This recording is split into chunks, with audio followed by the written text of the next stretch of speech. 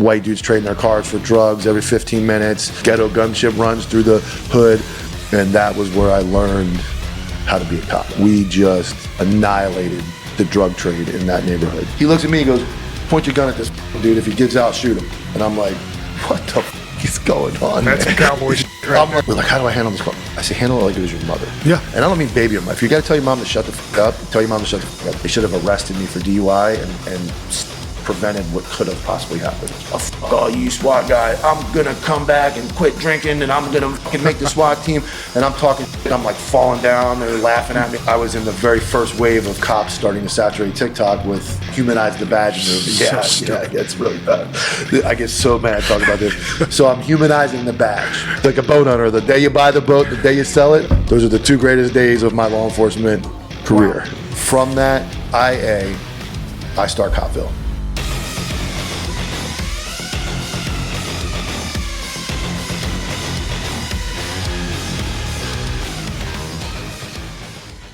This is all new to me, dude. Yeah. I'm just a moron. Nah. You're a goon. Yeah, no.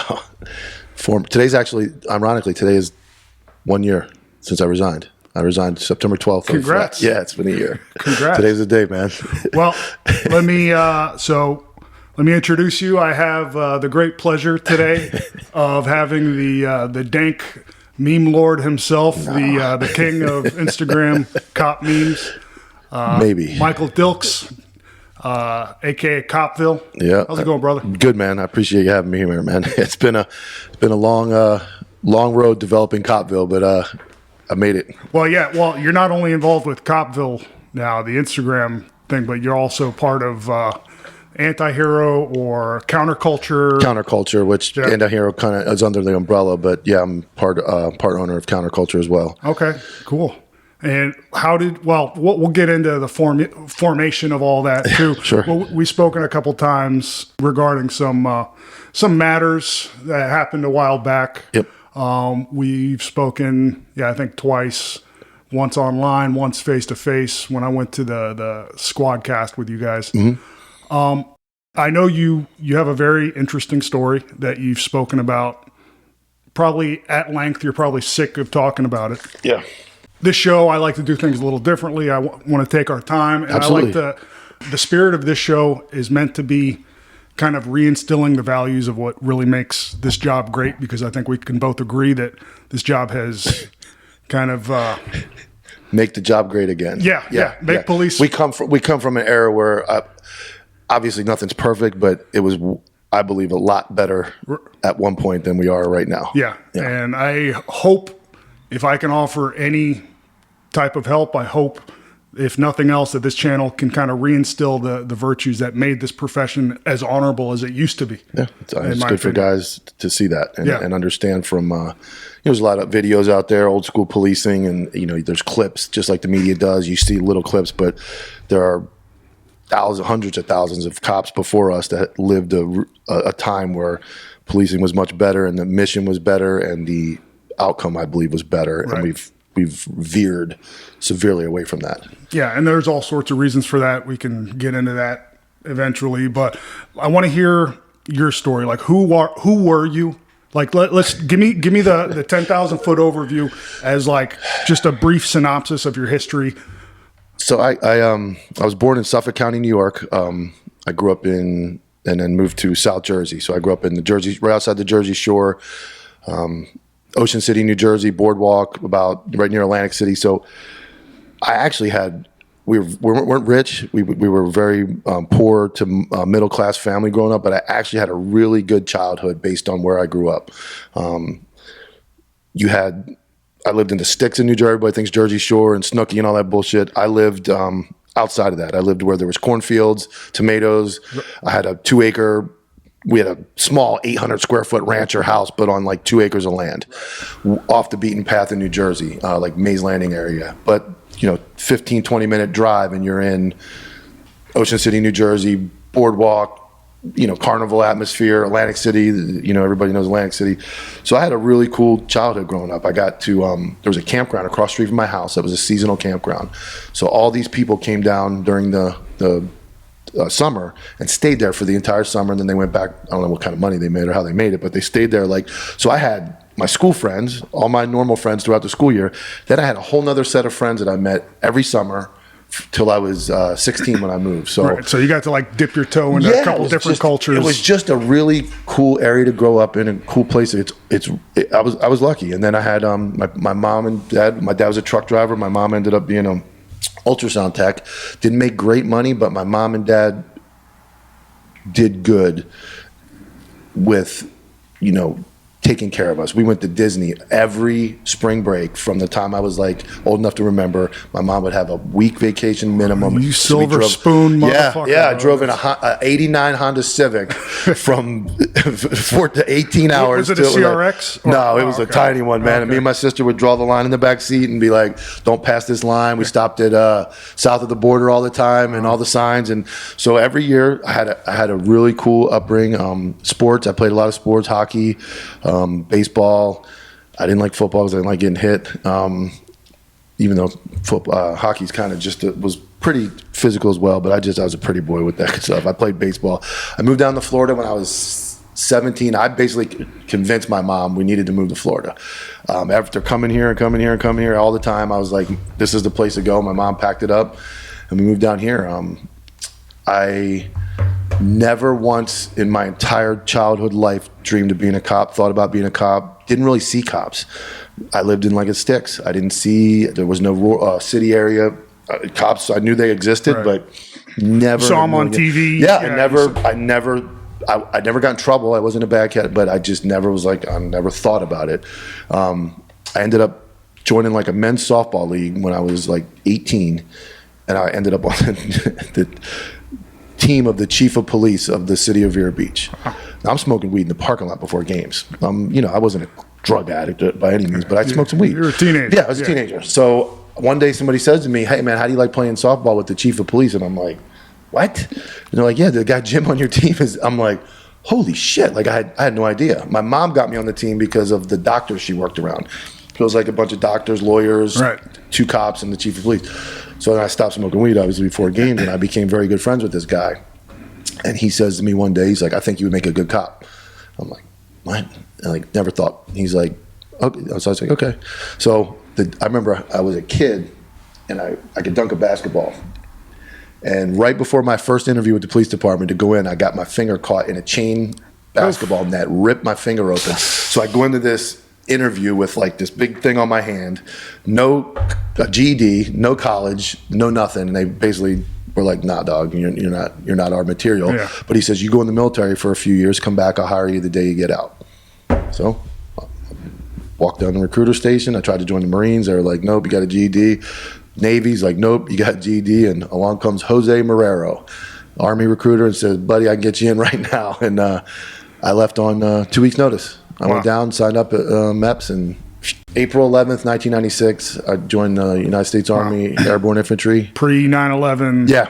We just after Gulf War, kind of that little area. I was Fort Polk, Louisiana. Okay. Miserable place to be. We had a Walmart that had just been built, and that was pretty much it.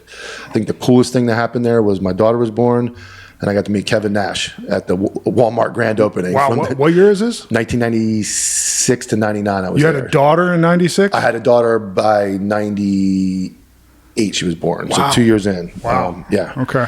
Yeah. I'm old. how I'm old 49. I'm 49. You're not that old, I was but- 20. I was 21 Okay. when she was born. Wow.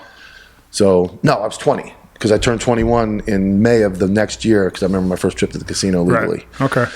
So I go in the Army for 3 years, go back, and dude hires me right on the spot as a dispatcher. And I ended up going through the police academy later on, and there I was. How long were you a dispatcher? I got hired in March of 99, and I went to the police academy in 2000 and graduated in, my first shift was 2001 February. So a year, just waiting to get, Right. back then it took a little longer. Now they're pumping academy classes yeah, out. There was yeah. one a year. Uh-huh. So I did dispatching, which was actually one of the greatest things I ever did by getting the radio experience and the lingo and getting the feel of what they were talking about. You're a familiar face around the agency. And, yeah. So Ironically, I talked to some people on my podcast about wild things. During Christmas break of the academy, I was not certified in the state of Florida as a cop. I didn't graduate till February. They actually put me out on the road on patrol during Christmas break. Wow. With a gun badge and the whole get-up. Wild West days, yeah. Not 2000, beginning, Christmas of 2000, they put me out, and I'm driving around doing traffic stops and all that stuff. Not been through FTO, not certified in the state of Florida, just off you go. Wow, go figure it Because out. I talked to a guy in Kentucky, and they have 1 year. 1 year. 1 year they can work the road before they have to go to the academy. Wow. Back whenever he started. So, yeah, it was a pretty wild experience to be like, here I am, I'm a 21, 22-year-old kid, and now I'm out here in the same town I grew up in, driving around as a cop, which I never, ever, ever thought I would be.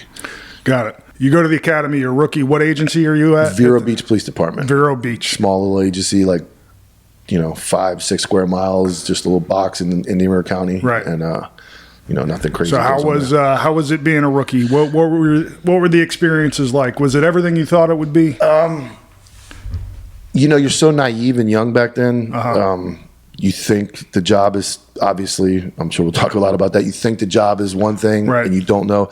My honest experience as a rookie was two things that stand out. In FTO, I had a really crazy first phase FTO. My first ever call was the day Dale Earnhardt died. It was my first shift. When Dale Earnhardt got killed, I watched him crash in the agency gym. My shift started right after that. My first call was an armed robbery. 3 black males robbed a kid of a cell phone, foot pursuit. We catch 2 of the 3. First call, first time I'm just driving anywhere. Right out of the rep. Yeah. So I go foot pursuit, tackle, this, that, and the other. And my next phase, I go to a completely different type of FTO, getting the same foot pursuit for a shoplifting suspect, and I level this kid. He like starts to like put his hands up, running down the middle of the street. He's out of gas. I just train him, and oh my God, what are you doing? You just tackled this guy. I'm like, so that's just what he did. Who was telling you that? My FTO is like a completely different human being. Yeah. Like I got an old New York City cop as my first FTO, phase 1, and I got some Vero Beach, different type of mentality. Right. I would stand by the takedown today. The guy's running, he's stumbling. You don't know what he's going to do. Could pull a gun out, could pull a knife out. He wasn't like, no strikes, just tackling him. So that guy's like, oh my God, what are you doing? So I'm the disciplinary matrix, or the was it the use of force matrix? He's actively resisting, so you get to put your hands on him. So that was my that's my first lesson as a new guy. Like, what do I actually do? You're right. Second was when I finally get released on my own, I go to midnight shift, and that we worked 8-hour shifts. If you were on days, you worked 7 to 3 or 3 to 11, and it fucking switched every other week. Oof. It was like 1 week days, 1 week mid shift. This was for everybody? Yes. Wow. And then nights was permanent, 6-month rotation on nights. So my first, obviously brand new guy, I end up on nights as a rookie with the dinosaur shift of all the guys that don't want to see the sunlight and don't want to do anything. Yeah. Every single person on my shift was over 20 years of law enforcement, and I'm 6 months. And the first thing I got told, there was a donut shop in the middle of town, and all of them went there at like 1:30 in the morning. They started making the donuts for the day, and typical stereotype they did.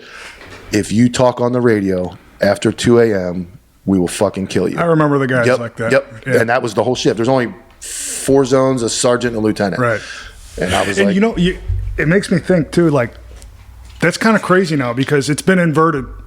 There's no senior guys like as far as like the last few years, because in the beginning, I remember being the rookie and everybody on midnights you had 15, 20-year guys. Yeah. That just chose that lifestyle. Yeah. Now they all go to school resource.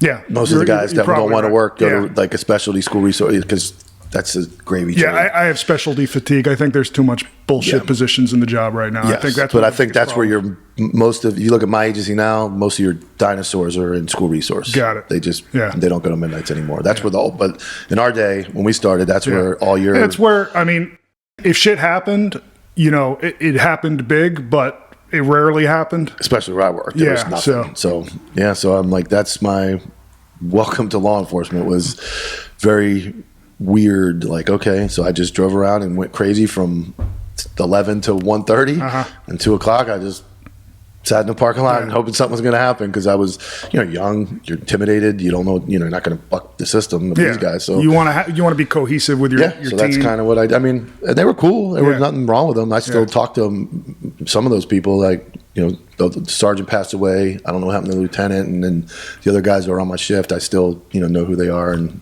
obviously, it's been 24 years, but I still keep in contact with them. Of course, you're told explicitly, calm the fuck down. Oh yeah. Don't go out there shaking trees or flipping any rocks over. Yep. Did you eventually become like the proactive guy? Yeah. And I'll tell you one caveat to that was going back to where I worked and grew up, like lived for a long time, like watching a lot of my friends get arrested was pretty wild too. Okay. Like, I don't know if you've experienced that where you were like, it's a big area where you work. So I was in a small town. So I remember like, back up on my buddy in a DUI, back up on my buddy getting arrested for disintox. I'll tell you, there was one experience when I was doing a search warrant with the drug unit, and this guy, this is a funny story. I have a twin brother. Okay. And let's just say he and I kind of diverged into different, he's a great guy. He's a stand-up American hero as far as I'm concerned. But when we were younger, he had different inclinations than I did. Yeah. And we busted this drug house, and this dealer was sitting on the ground on the sidewalk saying, yo, Chris. He thought I was my twin brother, and presumably this guy probably sold my brother some weed or something back in the day. But it was that was the closest thing I ever came to seeing somebody I knew personally. I had no idea who he was, but there was like a nexus to my life. Yeah. But I get the feeling though. Yeah. So and then once I progressed to day, I immediately I knew drugs was my thing. Mm-hmm. I think it was, obviously I'm high strung. I move a lot. The fast paced. I like the interactions. I like the quick, savvy, like cat and mouse game of like the drug world. And I immediately got sucked into like narcotics, drugs. Weed was still a big deal back then. So even a weed arrest was like cool. Crack epidemic was full effect, 1990 or 2001, 2, 3. So I got into being very proactive in narcotics. And then there was a multi-agency criminal enforcement unit called MACE. Mm-hmm. So it had the sheriff's office and like the 2 cities. And there, because our drug unit was like one guy. Small agency, 2 canines, 2 drug guys, 4 detectives. It was very small. So I knew I wanted to get into narcotics, and that's what what I wanted to do. And that's when I first started realizing as well that proactiveness and drug arrest and numbers meant nothing, and everything was based on who you were, who you knew, and who you were friends with. I mean, that's what on paper you want somebody who, because look, you have to be proactive because you kind of have to know what you're doing. Yes. Like you have to do both. Yes. You have to kind of massage the system, and you have to kind of, just from my perspective, and here's the thing too, it's like people always talk about, there's favoritism, this, nepotism, that, and the bottom line is, if you're an asshole, you can be a superstar, but if you can't get along with people, you're not going to make it in this job. You can be the best at whatever it is you do, but it's like those, you get like people that are divas, like they're the best at this particular niche. But if you can't work cohesively with a tight group of people, forget about it. Yeah. But and that it was. So we had like a zero pursuit policy. It was everything. I got, it started going down where we had like ended up being a baby mama fucking argument, but it came as a carjacking. We chased the car. It ends up being her husband that took the car, but we didn't know it when we chased it. You get written up, get a letter of counseling. And I had a guy, like, I pulled over, he stopped. When I got a car, he took off. Top speed was 27 miles an hour, and he ended up jumping out of the car, and the car crashed into a sign. I got written up for an unauthorized pursuit that lasted like under a minute. And I started seeing these things, and I'm like, I thought we were here to catch bail. I remember that call particularly. I remember he bails out, the car hits a sign, I run him down for like probably quarter of a mile through the neighborhood, catch him. I get back to the scene, and I'm like, I'm peacocking. I got the bad guy, and the first words out of my lieutenant's mouth were, "Look at this fucking sign in this car. What are we gonna do with this?" And I'm like, "I got this fucking dude right here in handcuffs. Like, isn't this the point?" And he's like, "No, like, what am I gonna do? We got to crash." And I'm like, "What the fuck is going on?" I'm like, I thought this was the point. Like, this guy was the point. Yeah. And that's when I started to realize this ain't what it's cracked up to be. So then I'm going like, okay, I'm drug arrest. Now I start scanning the sheriff's office radio. We had the same radio, different dispatch centers. And now I'm hearing like there's a neighborhood there in the county called Gifford, and it's like the hot drug area. Right. And I'm listening to these guys just going crazy all night. And I'm sitting there waiting at the county, like the city limits, like trying to catch all this stuff going on. And I'm proactive as shit now at this point. I'm making drug arrests. I found my spot. So a drug position comes open, and I put in for it in the interview, and of course I don't get it. And I'm like, this is weird. Like, the guy who got it is like not really proactive, not anything. And I'm like, I'm going to the sheriff's office. Yeah. Like, this is it. Like, I started getting the guys from the SO or 56 and with me, and they're like, "Hey man, you got to come over." I'm listening to it, and I'm like, okay. So I start the process with the sheriff's office in 2004, right before the two big hurricanes, Gene and Francis. And then the agency catches wind. It's a small town. Yeah. The agency catches wind, and it starts to be, I'm in briefings, and they're taking cheap shots at me. Oh, no, because we had a mass. If you go to the sheriff's office right now, there's probably 30 guys minimum that started at Vero Beach Police Department and went to the sheriff's office. Yeah. It never goes the other direction. Right. And I was in that chain of middle of guys that were just left and right bailing. So I started getting picked on, and he's going to be a cowboy over at the sheriff's office. And another drug spot comes open, and they're like, "Hey man, there's drug spots coming open. What do you think?" And I'm like, so they wanted me to pull my application, almost like blackmail me, like pull it. And I'm like, "I'm not pulling it. We'll see what happens." Well, they passed me up, and I was like, that was it. Peace. So I worked till December of 2004. I went from the city to the county. And that was the greatest and not greatest decision. Like a boat owner, the day you buy the boat, the day you sell it. The day I left for the sheriff's office was the greatest. And ironically, today is the 1-year anniversary of the day I left the sheriff's office. Those are the two greatest days of my law enforcement career. And kind of walk me through, you're the new guy. How long had you been at Vero at that point? I had 99 I went in, so 99 to 04, but patrol wise I had just about 3 years experience at and this is a great transition. So I have 3 years experience so I go over to the sheriff's office. Right. Well, you had like 5 years experience. No, I had 3 years of road patrol and like a year and some change of dispatch. So I'm like 3 patrol. I'm in that where my rule is my old rule for cops to figure the job out was 5 years. Right. 5 years you can go, barring like a nuclear attack or like some wild call, like you can pretty much do the job.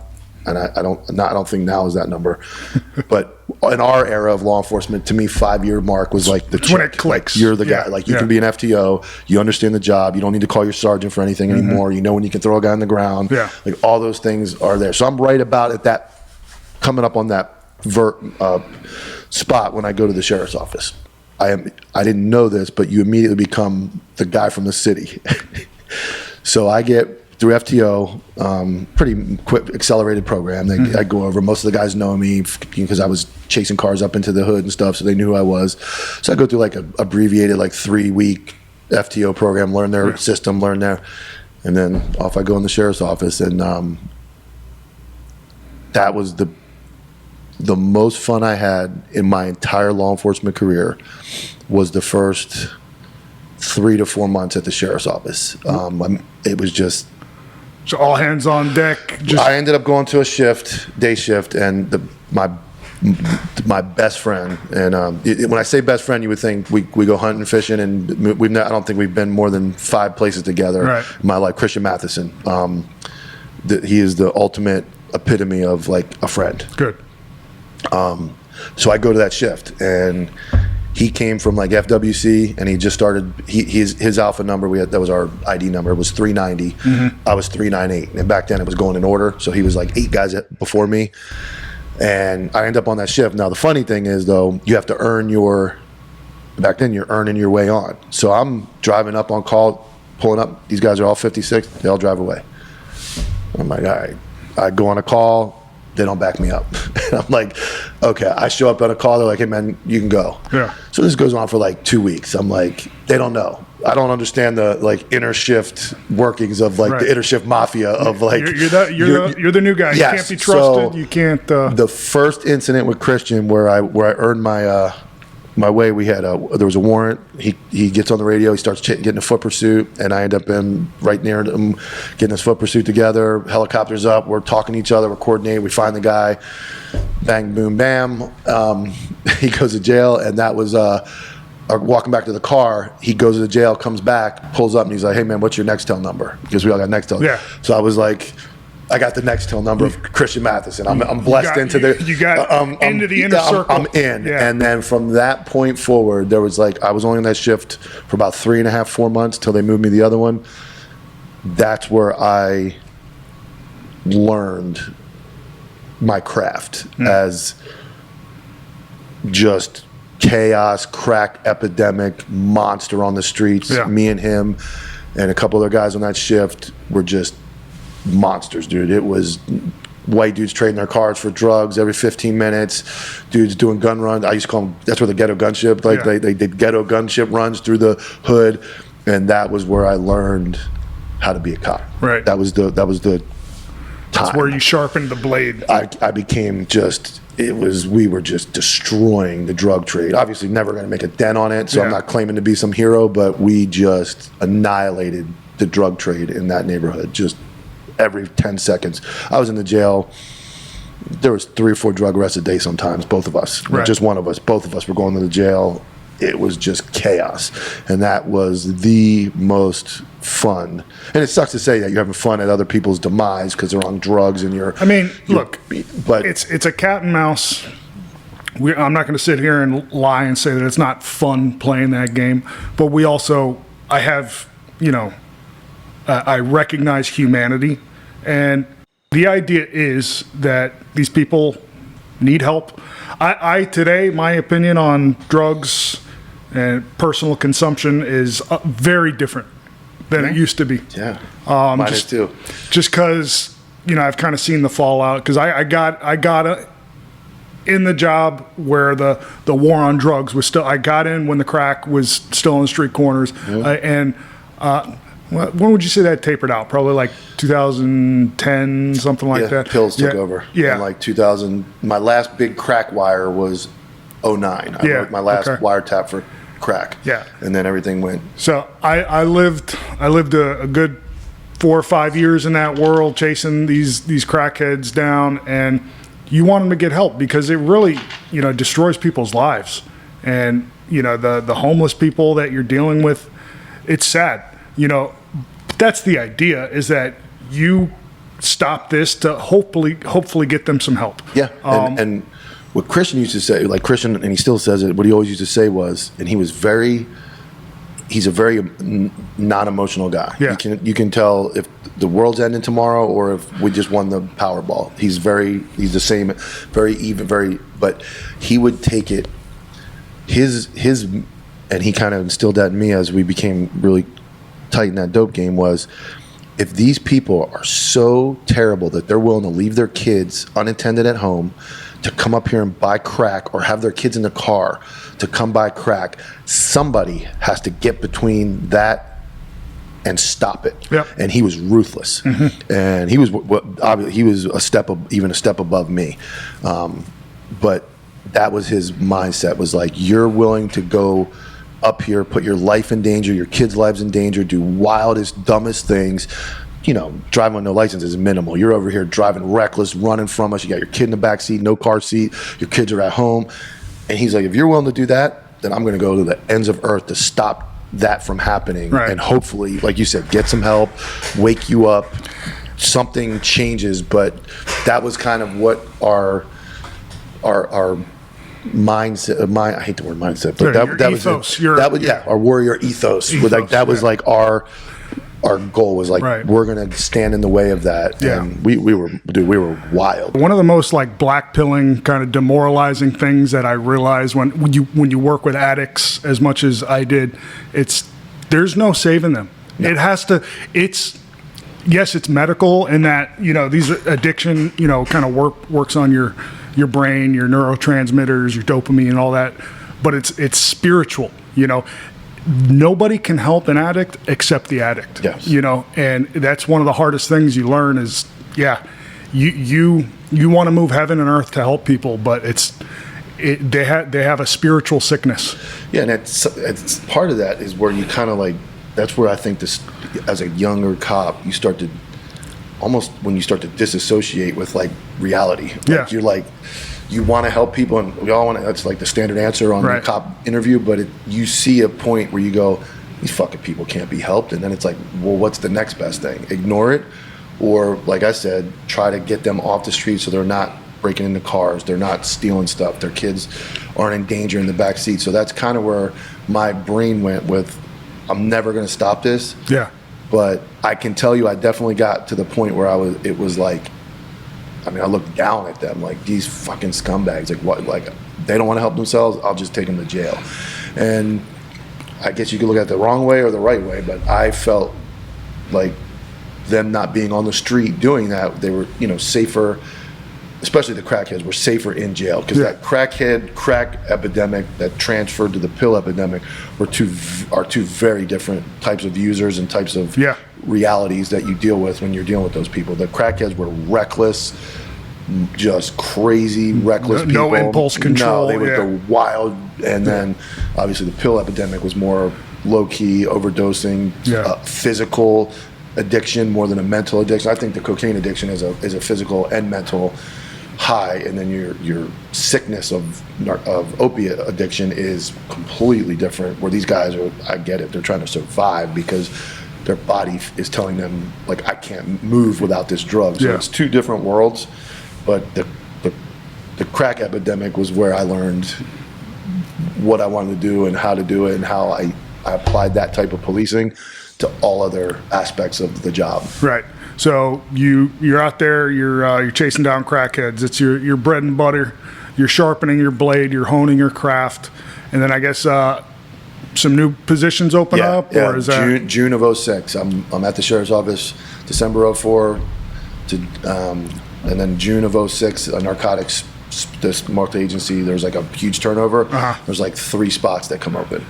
Were you tight with the guys that were already running the unit? So yeah, by then I was actually generating search warrants from patrol. Like I was targeting drug houses to the point that I had a database and a complete document on my desktop, even back then, of my laptop, and I was calling the drug unit out and like, hey, I got this whole house locked down from patrol angle. All you guys got to do is show up. I got 5 dudes in handcuffs. There's dope all over the house, and the dope unit guys were showing up and just taking over, writing search warrants, searching houses, and I was doing that quite frequently. And then that regime of the drug unit ended up going out, and I'm at this point, I don't know politics, and I have no idea what's really going on. I do now. So then they put a whole new leadership, and I end up being selected after an interview to go into narcotics. So I go into narcotics June of 06. So my first partner, he passed away this year, Paul Mewborn, 20 years United States Army, First Sergeant, 82nd Airborne, and 20 years as a deputy. Great, one of the greatest dudes I've ever met.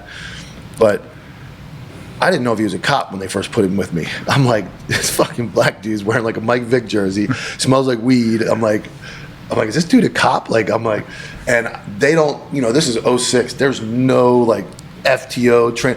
I've got a Glock 21 in the pocket of my jeans, ready to blow my leg off at any minute. It is just chaos. They just put me with this guy. There's no like orientation phase. We got an off-site office.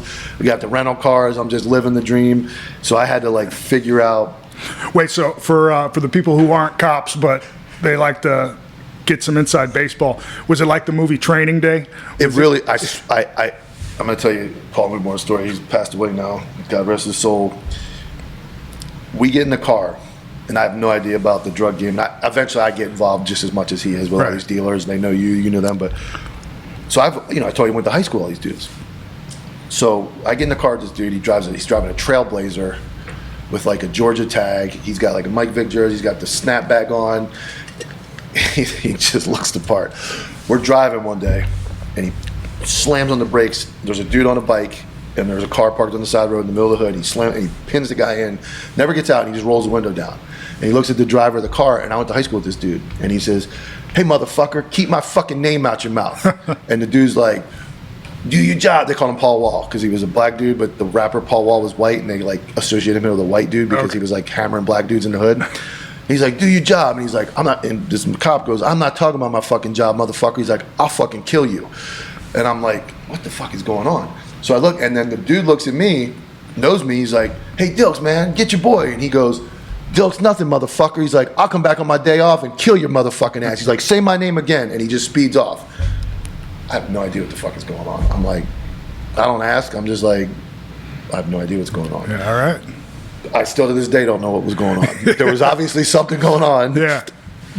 Whatever was going on, but like that's the guy I'm riding with, and he did it all the time. He would just roll into like the hood gas station, just jump out, and he was a big guy, so people feared him. He was a big dude, and he would just.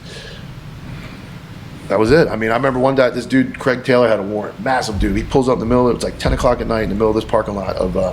It's called the Greenleaf Bar. It's closed now, but it was like the #1 spot in the hood. And he walks in the circle. These dudes are all outside legally drinking and everything. They got bottles and everything. He just walks right into the middle of them, and he looks at the dude. Dude's probably 6'1", 300 pounds. He's like, "Motherfucker, time's up. You got a warrant." And the dude looks at him. He's like, "What?" He's like, "You got a warrant, motherfucker." He's like, "Get in the car." And I'm like, "Get in the car?" He fucking has this dude scared to death of getting to the front seat of the fucking SUV. No handcuffs, searches him, pats him down. He looks at me, he goes, "Point your gun at this fucking dude. If he gets out, shoot him." And I'm like, what the fuck is going on, man? Wow. He drives him to the jail in the front seat of a Trailblazer. We pull right in the Sally Port of the jail. He walks his ass right in. Sale charges, dope charges. Yeah. I'm just like, all right, like That's some cowboy shit right I'm there. like, this is wild shit. I have no idea what's going on. Yeah. So he only ended up being there a couple more months, and right when I rolled in, he was actually working a massive drug organization, and about 3 or 4 months in, 5 months into my dope career, we go up on my first wire I'm involved in when they write a wiretap on this entire drug organization. Yeah. That President Biden ended up letting all of them out, commuted all their sentences and let them out early. But these are like the most dangerous drug traffickers in the county. So I go right into this massive wiretap investigation, and I'm just living the dream. Fat, beard, I'm way out of shape, alcoholic, fat, beard, drunk, just miserable human being. And I was in there from 06 to 2012, and that's. You think it changed you a lot? In terms of I was investigated by the federal government while I was in there. Tell me about that. So while I'm in there, you're running into guys from high school, you're running into friends. I was a raging alcoholic, and whenever I talk about this investigation, I wish they would have just arrested me for DUI and saved what could have been the end of my life, because all I was doing was drinking and partying and running wild. Wow. And while I was doing that, I ended up hanging out with some people I shouldn't have been hanging out with. One of them, I guess, was growing weed and doing some things, and he was involved with another guy who was connected to the DEA somehow, like an informant. Well, they got it in their pants that I was like assisting in a narcotics assisting in a narcotics operation and all that. So I've never really got the full story. I've got bits and pieces, but I guess it was like a full-blown swear-in, and federal attorneys were involved. And all I can tell you is I was investigated by the FBI and DEA. I was interviewed at the end of the investigation. I was never charged, never even put in an internal affairs investigation. There were all these wild accusations that flew, and it didn't really resurface from then until, ironically, about a year and a half ago is when it all came back up. Wow. But I got to see some bits and pieces of it, and it was fucking nonsense. And I look at the feds sometimes and go, "You guys investigated me," and this is some of the stuff they had were like phone records and tolls of like drug deals, and I'm like, it's not even my phone number. It's my ex-wife's number. Like, I guess, I don't know, my ex-wife was doing something or involved with Well, so there was never like a report that closed it I never out, saw or- it. I never, all I know is on a Wednesday, an FBI agent, a DA agent, an analyst came to my house, just asked if I would speak to them. I absolutely invited them in. I said, we can sit right here at the kitchen table. My mom's right here. They're like, no. I went in my room, and I was interviewed for like 6 hours with all these accusations. And then I look back. What were they like? That I was, involved with. Like you were trafficking? Yeah, that or I you were selling? I was doing drugs, and I was letting people do drugs. I was shooting my gun out windows on trips to Miami. I was involved in like prostitution, and they were coming at me with all these accusations. I guess one of the dudes involved was like maybe fabricating and pepping up these stories to like his buddies because he was hanging out with a cop. Or maybe he was pinched and he wanted to give a bigger All fish I can or something, think, all that always confused me was a federal investigation. Was during some of these incidents there were 3 people involved. It was me and 2 other guys that I went to strip clubs. I have no problem talking about it, but they only interviewed one of the other guys in the car, or they did interview the other guy in the car and it didn't go their way. Right. And it was I never saw, you have 3, basic 101 investigation. 3 people go do something. Why would you only interview 2 of the 3 people? They interviewed one guy who said I did XYZ. They interviewed me who said no, I didn't. And the other his interview might have been on the other guy ended up dying. He ended up passing away of an overdose. Wow. But he was alive during all that and never interviewed. And how did you? Because this, how did you link up with these guys? I went to high school with them. Oh, okay. I went to high school with them. Got it. And I am guilty of hanging out with people I shouldn't have hung out Right. with. I actually arrested one of them while I was in narcotics for possession of cocaine. Right. But when I started to deteriorate, my dad passed away in 2011. I'm sorry to hear September that, yeah. 27th, coming up. September 27th, 2011, my dad passed away at 54 and shattered my life. And that was, the Charlie Kirk thing just happened. We talk about death. Yeah. That was the moment, I had grandparents pass away, older. That was the moment, like the Santa Claus isn't real moment for Yeah. me, that like life is real. Nihilism. Like, death Yeah. is real. And my dad dies, and I just went off the rails. Yeah, and Alcohol. I want to like kind of zero in on this too, because I think you're talking about things that really hit home for a lot of cops. Like, I think it's odd when I find a cop, especially a seasoned cop, who doesn't have like an alcohol abuse problem. Yeah. Yeah. It's because it's such a common, and dude, the drinking and driving, like I remember that culture very, very vividly. I remember my struggles with alcohol because like, dude, it's so normalized in our culture, right? It's, you watch movies of the cop that gets home and pours himself a glass of whiskey, and you think that it's like normal. Yeah. Your buddies tell you to come out, and if you're not drinking, they're picking on you. Yeah. The peer pressure, and I think a lot of people struggle with it. And I know me, like genetically, I'm I'm an alcoholic, and I know there's a lot of other people. Some people they can, drink 1 or 2 and be cool. I can now. Yeah, I don't even touch this stuff anymore. Yeah. I haven't touched it since 2020, just because I know. And I got out of partying a long time ago, but I would still like drink, on my days off. And I know a lot of people struggle with it too, but they don't consider it struggling. They consider it normal. They consider it, this is the medicine that I take to go to sleep. Yeah, I knew it was bad. But when you're in the moment, Facebook was popping. I was going out partying. We were posting where we were at bars, and people were showing up. And there's 2 parts of this when it comes to what the investigation too is. I wholeheartedly believe that I was also targeted because I was close to identifying the real crooks. I had an informant that was so deep into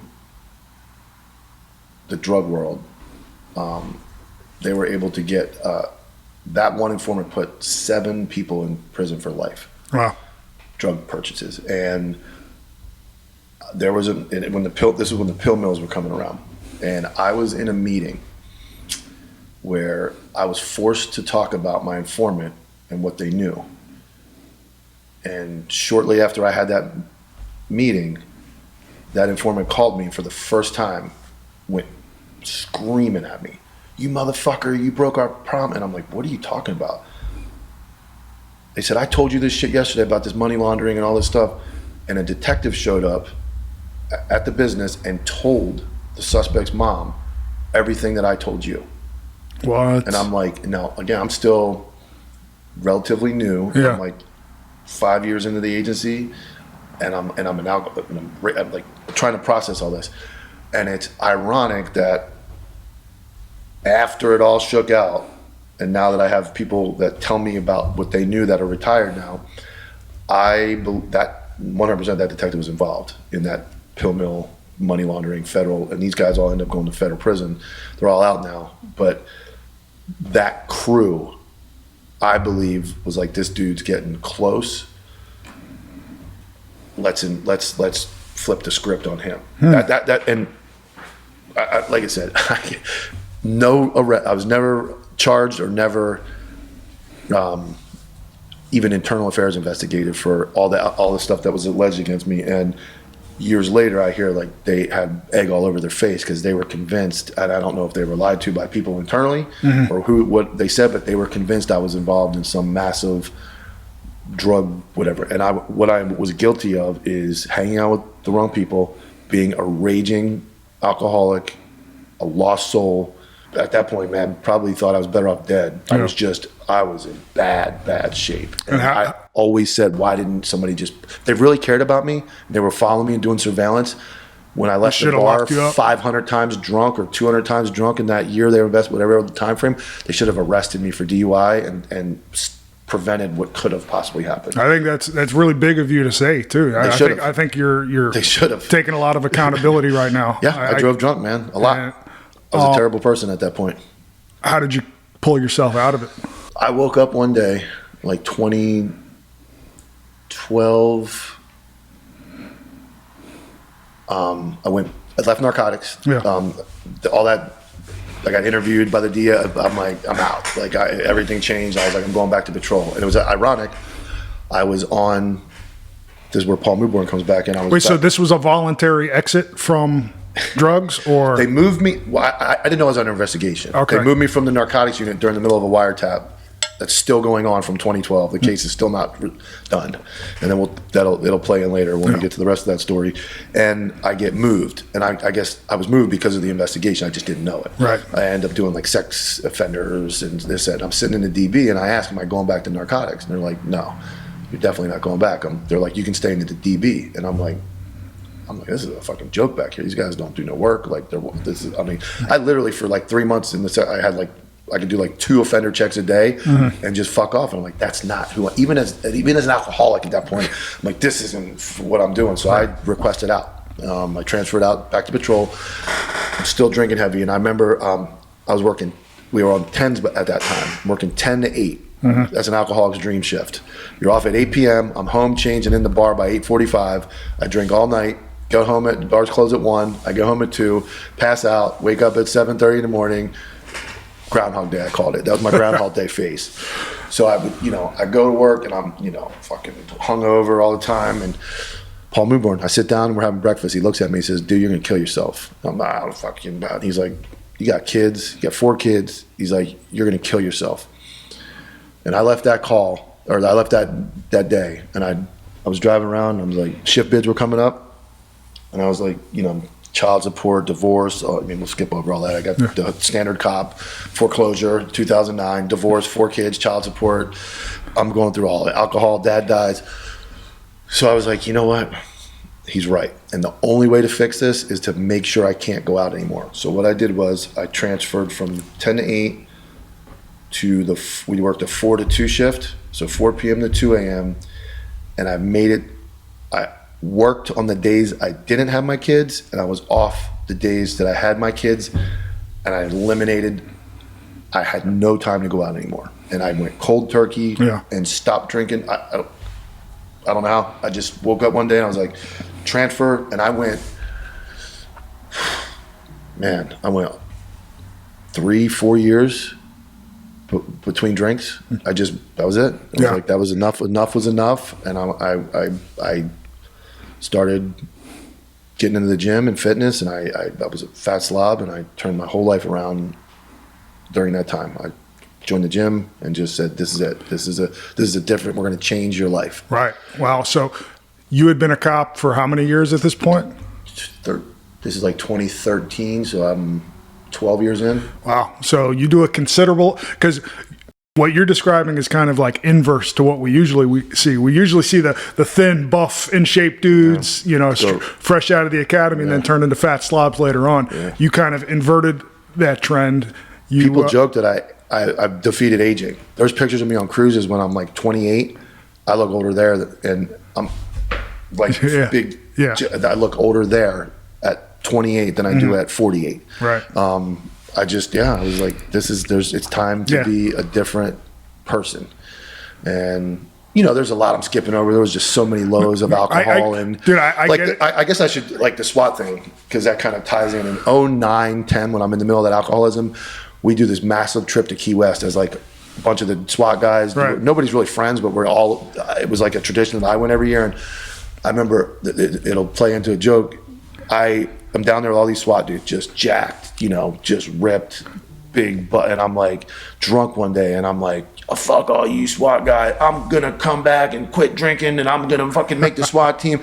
And I'm talking shit, and I'm like falling down. They're laughing at me. I'm just fucking massive drunk. And so I go through that 2014, 15. I go into fitness. I end up competing in a men's physique competition. I'm not gonna lie, I started doing steroids and testosterone, and I got into like, you can knock it, but here I am. I don't know how you knock something that, and then it was just testosterone. I didn't have a prescription, but I was doing testosterone, and I changed my life. I was able to build muscle. I was able to, beat fatigue. So cheating works. I guess it. Yeah, if you got, and I have no problem with saying I cheated. I did. I'm the most transparent guy you're gonna meet, but I cheated. But it changed my life.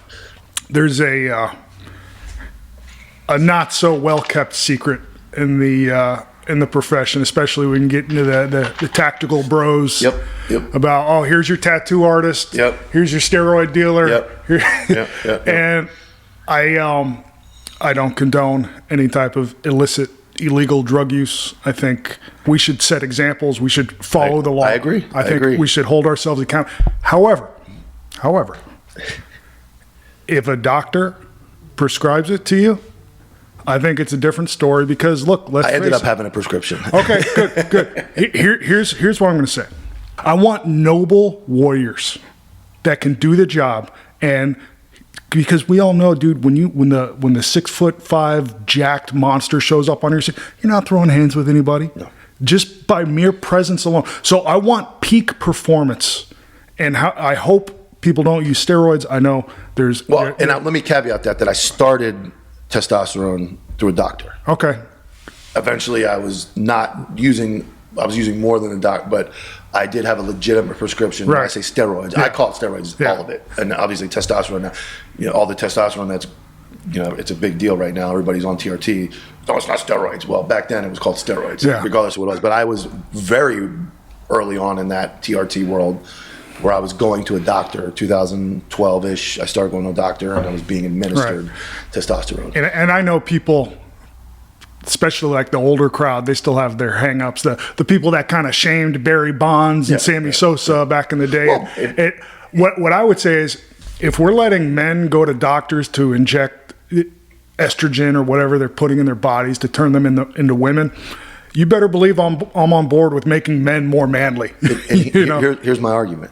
Everybody says roid rage and all that, and that's, I mean, if you're doing trend and monstrous, nasty stuff, yes, there are massive side effects, but testosterone is naturally created by the body. By increasing it and done properly with your proper estrogen, because what most confusion in is like roid rage. Everybody that doesn't know anything about it, what most guys, when they do that, they're not properly blocking or keeping their estrogen level at a normal level. So you're taking testosterone and you're raising your estrogen level, and you're basically a man and a woman, just like a transgender. Yeah. You're a man and a woman at the same time, which creates an internal rage in your body. When managed correctly, done right through TRT and a doctor, you manage your hormones, your estrogen stays normal, your testosterone increases. My argument, and the reason I said that was, would you rather have drunk 2011 Dilks, alcoholic, like most cops are heavy in alcohol, that's just thinking about getting off work and going to drink, or would you have a guy that's thinking about going to the gym after work and being fit and running 5 miles and being physically fit? obviously there are side effects to everything, and I don't, like you said, I don't condone, but like, we want warriors, and when done correctly, you're right, you should have, and look what it did. I mean, look what it did for me. Yeah. I mean, it turned me from an alcoholic into somebody who still goes to the gym every single day. And I think regardless whether or not you're on gear, I think everybody should aim to at least at one period of your life, try to get in incredible shape. No drugs, no nothing, but do it for the lessons that you learn along the way. And that's what I recommend to everybody in this job, because dude, I go up and down, I gain and lose 20 pounds, 30 pounds, whatever it is.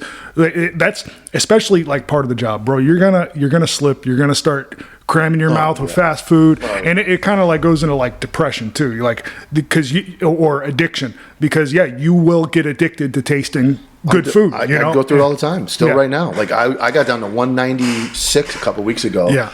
But because I'm traveling a lot the last couple of weeks, at the gas station, man, you pop in, get 2 rollers, you're like, fuck, I'll just eat these real quick, and then the snacks, and it's like, it happens. But yes, the only side effect to that thing is body dysmorphia is a real thing. Oh yeah. And I do suffer sometimes from you get in phenomenal shape, and then if you slip, just like I would imagine a bulimic or anorexic has that, like, you're like, man, damn, I look like shit. And it's a constant battle. Yeah. As far as like getting in shape, the reason I tell people to get into shape or try to get in the best shape of your life is for the discipline and the ability to kind of hone your impulse control. I think that is that's what really kind of like, it made me learn like how much I'm able to take. And I think a lot of people are more capable than they believe they are. Yes. And where I look at it is a huge thing is we've been way out of shape, and I've been way in shape, and the way you feel is significantly different. I remember my stomach just dying up against that old leather gun belt, and being like, you fat piece of shit. And like the vest, before the outer carriers, the vest is tight, and I could tell, you put it on thousands of times like I did, you knew as soon as you were getting ready for shift if you were like what your health level was. You're like, oh boy, I've been eating a little too good, or oh boy, I feel good today. And that was heart palpitations. Yeah, that was my gauge of like, but having been on both sides of it, you feel so much better. And then you have a command presence, and people look and go, now whole nother aspect obviously is training, being able to really fight, but the mere presence and look alone is very, I've experienced both, where somebody looks at me and goes, this guy's got little twig arms and he's nobody, versus like, oh, mess with this guy, know. And I would encourage everybody to experience it. And then I'm kind of a psychotic person. I enjoy suffering. I enjoy, sometimes it's a downfall where I think sometimes I've self-sabotaged my life. You think you were always like that, or do you think you developed that? I think I developed that. Yeah. I think younger, I didn't think about it, and I kind of was maybe a little, in a younger cop, I thought I was hot shit and maybe too cool for school. And then I humbled up. Yeah. And as I humbled up, I became I liked to suffer. And sometimes it was for the wrong reasons, and I put I would maybe pick fights or arguments sometimes out of like, subconsciously, like there's no conflict, that I need something to get my head going, versus, and I still do this today when I work out, is I just like to suffer. I like to do things that are very hard and very difficult, and that I know that I have to push my brain. My body, it's an old thing. Body can keep going. It's can your brain stay in there? Goggins and some things he says. I still do that to this day. I post a lot of workouts and arc training, and that is all here. Yeah, the Stoics had it right. It's Marcus Aurelius. Suffering is the forge where character is built. I love it. I can tell immediately within moments of a conversation what type of life somebody has led based on their humility and based on their, like you can tell. Real recognizes real. When somebody's been through some shit, because it humbles them. the people with the giant egos and those are the people that usually played this game on easy mode. I believe so. And you see that a lot. Yeah. I enjoy it, man. And it's I don't know. I set the bar high and there's a conversation that goes on in my head during grueling when I prep for SWAT trial, getting on SWAT, making the team finally, like the runs I would do, the things I prepared myself for were just, I felt like if I can make myself suffer so bad, nobody else can push me to that limit because it's not possible in their brain. Exactly. So I would think, what is the worst thing I can do right now? I was watching a podcast. I'm a nerd. I watch all these like kind of like intellectual, medical, like whatever. Like I just like learning shit. And I saw a podcast where it was some doctor that said, if exercise and weight training was a drug, or if it was a drug that can be taken, it would be the most effective drug known to treat depression. Yes. And anxiety. Absolutely. Yeah. Absolutely. Which is a crazy statistic. Like just go out there, get some sunshine, get sweaty, put yourself through some stress because that is really that's it's an addiction. Yeah. It is just like, and so I guess it could go the wrong way like any other addiction, but I mean, when I started that prep, it started with one of the blue gym mats we had in school. We used to roll out and unfold. I put that in my driveway. I started doing push-ups and sit-ups. I had no idea. I'd never lifted a weight. I'd never lifted a weight till I was 38 years old. Wow. I'd never gone in the gym. I was in the military before the gym was popular. We did all of our body weight movements and push-ups and sit-ups. I don't think I ever even attempted a bench press at any point in my life until my 38. Jeez. And I didn't do anything. Never walked into a gym. And so I started in the driveway and just went nuts. I was like, how can I suffer? So I started getting a backpack. And I didn't know about a weighted vest yet because I wasn't enough in the fitness world. So I had a backpack and I was putting sand in it. And I was tying sand in bags and I was running with it. And then I progressed to like a running vest. And then I started getting further into it. And then I was like, oh, there's this gym a mile down the road. I'm like, let me go see what this is about.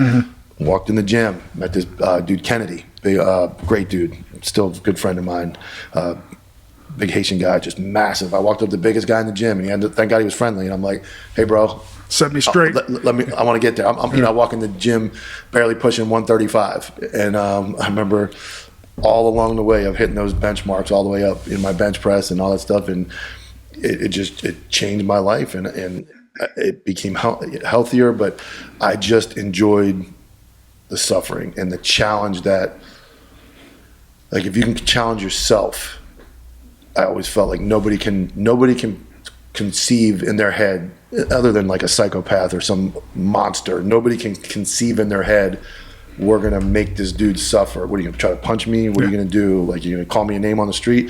Nobody can out torture myself. Right. And if I can fight that war in my head and win every day, there's nothing you can do to me. It's a great mindset. Yeah. And I guess you took that, you had some fuel from your haters on the SWAT team. Yeah, that's a great story. So I actually go full circle and I get in shape. I had no idea, again, I'm a moron. I had no idea what the word CrossFit meant. Okay. So I go Art SWAT trial, I'll give it to this agency, and the guys before me, Lonnie Rich, Pat White, John Burdock, these were the old, Chris Carrington, Miguel Cruz, these were the old school SWAT guys, right. The guys in the videos from the day, dynamic entry guys. And I go to try out, and I'm like, I got my 1.5 mile time. I'm running a 10 flat 1.5 miles. I'm ready. I'm in shape. I'm benching. I'm doing pull-ups, and I'm all ready to go. I knew the trial. I knew the standards, which was you had to bench press your body weight 5 times, 5 pull-ups in a 20-pound weighted vest, 9 dips in that vest, or 8 dips in that vest, 1.5 miles under 12, 30 push-ups, which was low, and they were supposed to put 30 push-ups with the vest on. They omitted it and never fixed it, and 50 sit-ups. Yeah. So I'm like, breeze, I got it. Well, I had no idea that they're gonna throw a CrossFit workout in before your standards. So we go to this CrossFit gym, and I'm doing burpee box jumps, rowing on the machine, and wall balls for the first time in my entire life. And due to that, I go on and fail. I missed pull-ups by 1, and I failed my run by like 20 seconds. They let you continue, and they would just assess the overall performance. Heights is a terrible thing for me, even though I jumped out of airplanes. I hate that stupid rope. And about 3 o'clock in the afternoon, after suffering all day, I get to the point of the rope. I get like halfway up, I fall down. I get halfway up again, I fall down, and I'm like, I quit. Were you using the technique? Yeah, I was doing it. Yeah, I was mentally, I wasn't all the way there yet. I was trained physically. I wasn't mentally there yet. This is 2016. Yeah. I wasn't all the way there mentally. I hadn't suffered enough mentally, and I said I quit. And the guy in the rope is going, "You didn't have to." I didn't even know this. He's like, "Just go around, go, keep going." Like they would let you skip. It was kind of a little more of a torture day. Could you survive the torture than it was that time? Could you meet XYZ standards? So they torture you. I was miserable, dude, and I did it twice.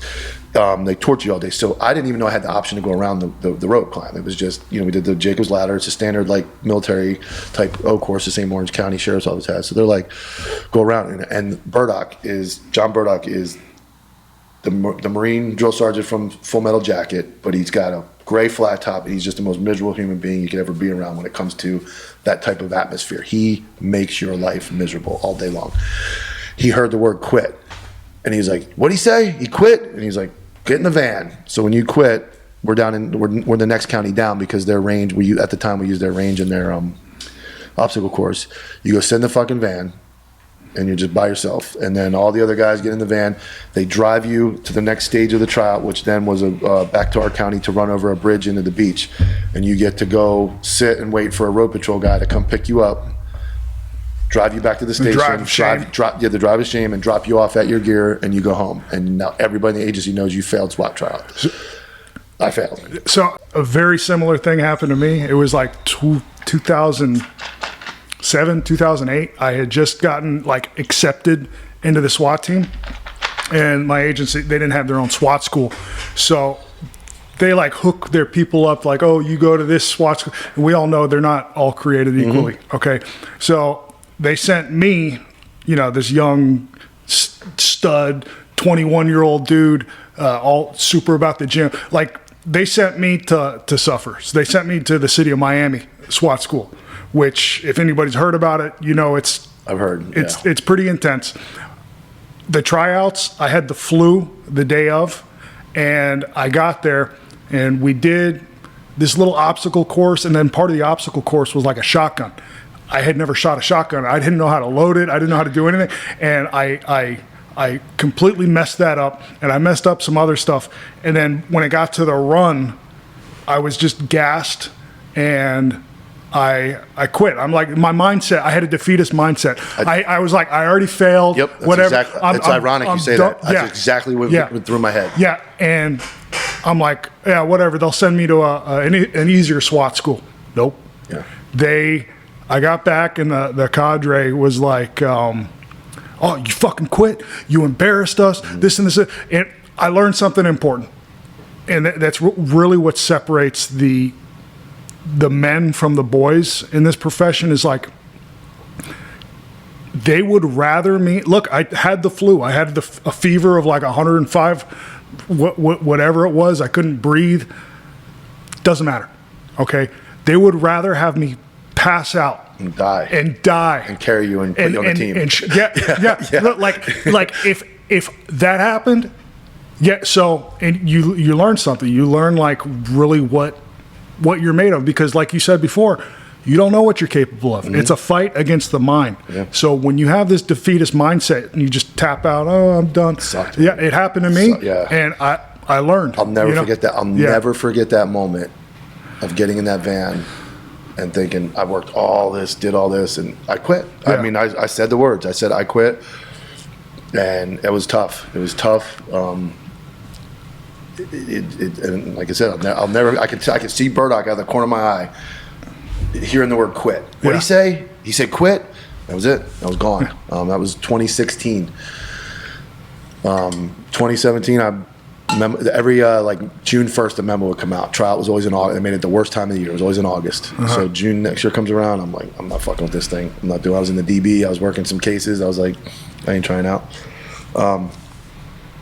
2018 rolls around, and we have two doctors that are on the team. One's a medical doctor and one's a dentist. And my ex-wife at the time, I kicked around the idea of trying out again. I'm like, I think I'm 42 at this point. I'm an old guy, 42, and I'm like, I think I'm going to try out again. I start kind of preparing my mind for it. I'm like on the fence. You got to put your memo in when it comes out in June. You have like a week, and the memo had come out. And I was, it was like a week. It was like a couple days before the memo came out. And I was on the fence. I was training pretty hard at this point. I'm not all the way committed. And she had gone to the dentist where the doctor on the SWAT team was and mentioned to him that Mike was going to maybe try out again. And he said to her, which was the words I needed to hear, I saw his first tryout. He's got no chance of making it. And she comes home, she tells me that, and I was like, okay, like that was what I needed to hear. So I'll never forget the memo. Bing, comes up on the email, I'm sitting at my desk, and it pops up SWAT tryout within, because it was a big deal in our agency. It was, it's a smaller agency, middle-sized agency, I guess, but SWAT was like being, it's like the equivalent of like Special Fort. It was like, of course, everybody in the agency wanted to know who put in, who was trying. It was like just like getting promoted. It was everybody wants to know. That thing hit, and I had my memo in within 2 minutes, the fastest I could do it. I hit the button on that thing, and I'm like, that was it. And I went on. I wish on God's earth I could recreate that 2 months of training to just go do it again and suffer like I did. I went nuts. I refused to not make that team. I got to the point at one point, I have pictures and it's all documented I was posting on Facebook.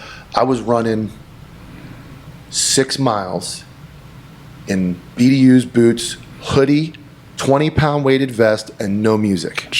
Raw dog. All I had was an Apple Watch to clock my distance. Wow. I was going insane. I told everybody in my life, my family, my kids, everybody, I said, do not speak to me from June 1st to August 15th was a tryout. I said, do not speak to me. I was in the gym. What's funny is my wife now was a deputy and watched me.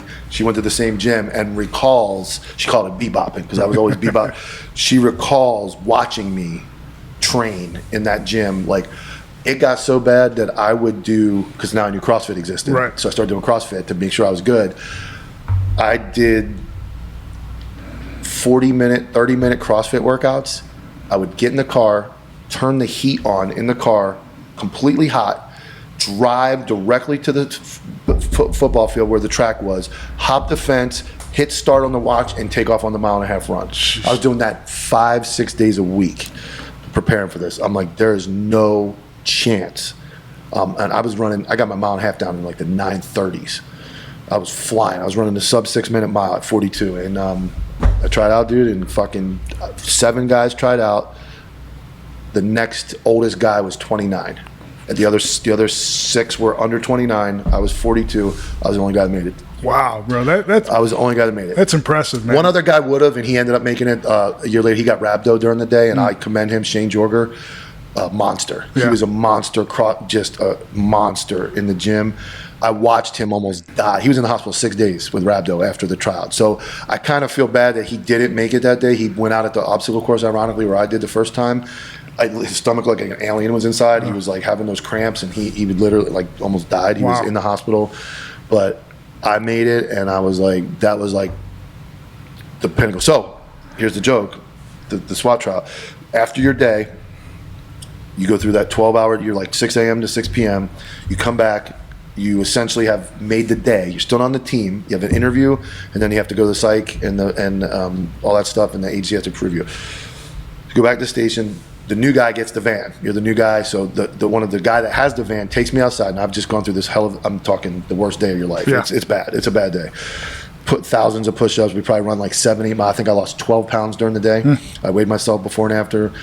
He takes you out. He shows you the van. You're trying to like focus. And then they bring you in for an interview, exhausted mentally. So I sit down at this table. Pat White, John Burdock, and Lonnie Rich. I sit down and they have like a set questions, and they start. And the last question they asked me was, "Who wins the bet?" And I'm like, "What?" And he's like, 2009, you bet all of us down there in Miami and Key West you were going to make the SWAT team. He said, it took you 10 years, but you look like you made the team. Who's going to win the bet? And I'm like, I don't fucking care who wins. Like, it was just like that moment of like, that was the moment for me from the turnaround, 9-year turnaround of peak bottom to peak top of, I made it. And I hate getting emotional. Unfortunately, my grandfather passed away during the day. Yeah. And I didn't know it. Yeah. And,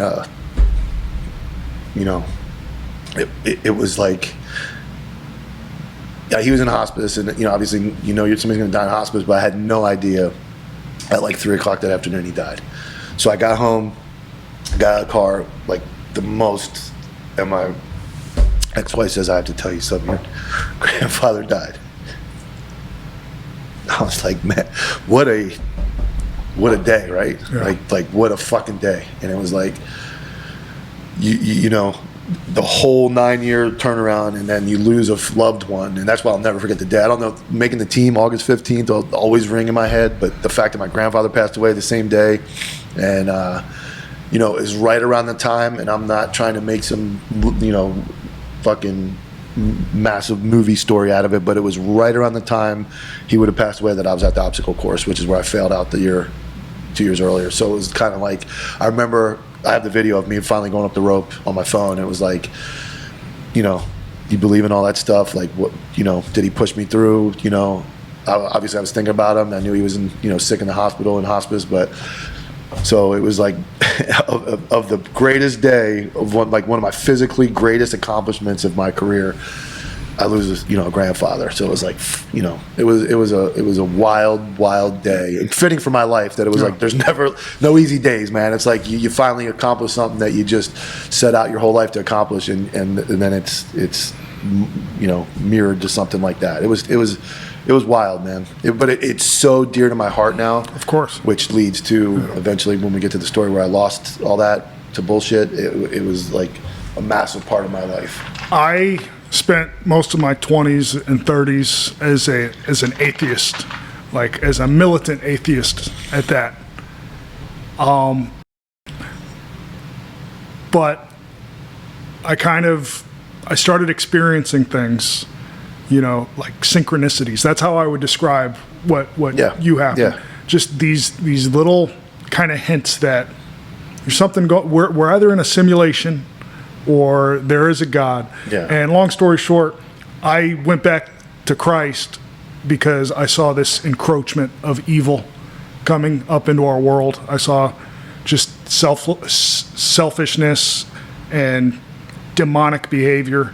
And I said, if evil exists, then I want to go in the opposite direction. Yeah. And for me, that was Christ. I was raised in the Lutheran church, miserable big church, Sunday school every Sunday. I was there my whole life, through a teen, and then, moved out here and it kind of laxed, and I did go to church, but I always had the mindset of, I believe in God, and if I'm wrong, what do I lose? Yeah. Like if I'm wrong about not believing, I lose a lot more. That's called Pascal's wager. Yeah.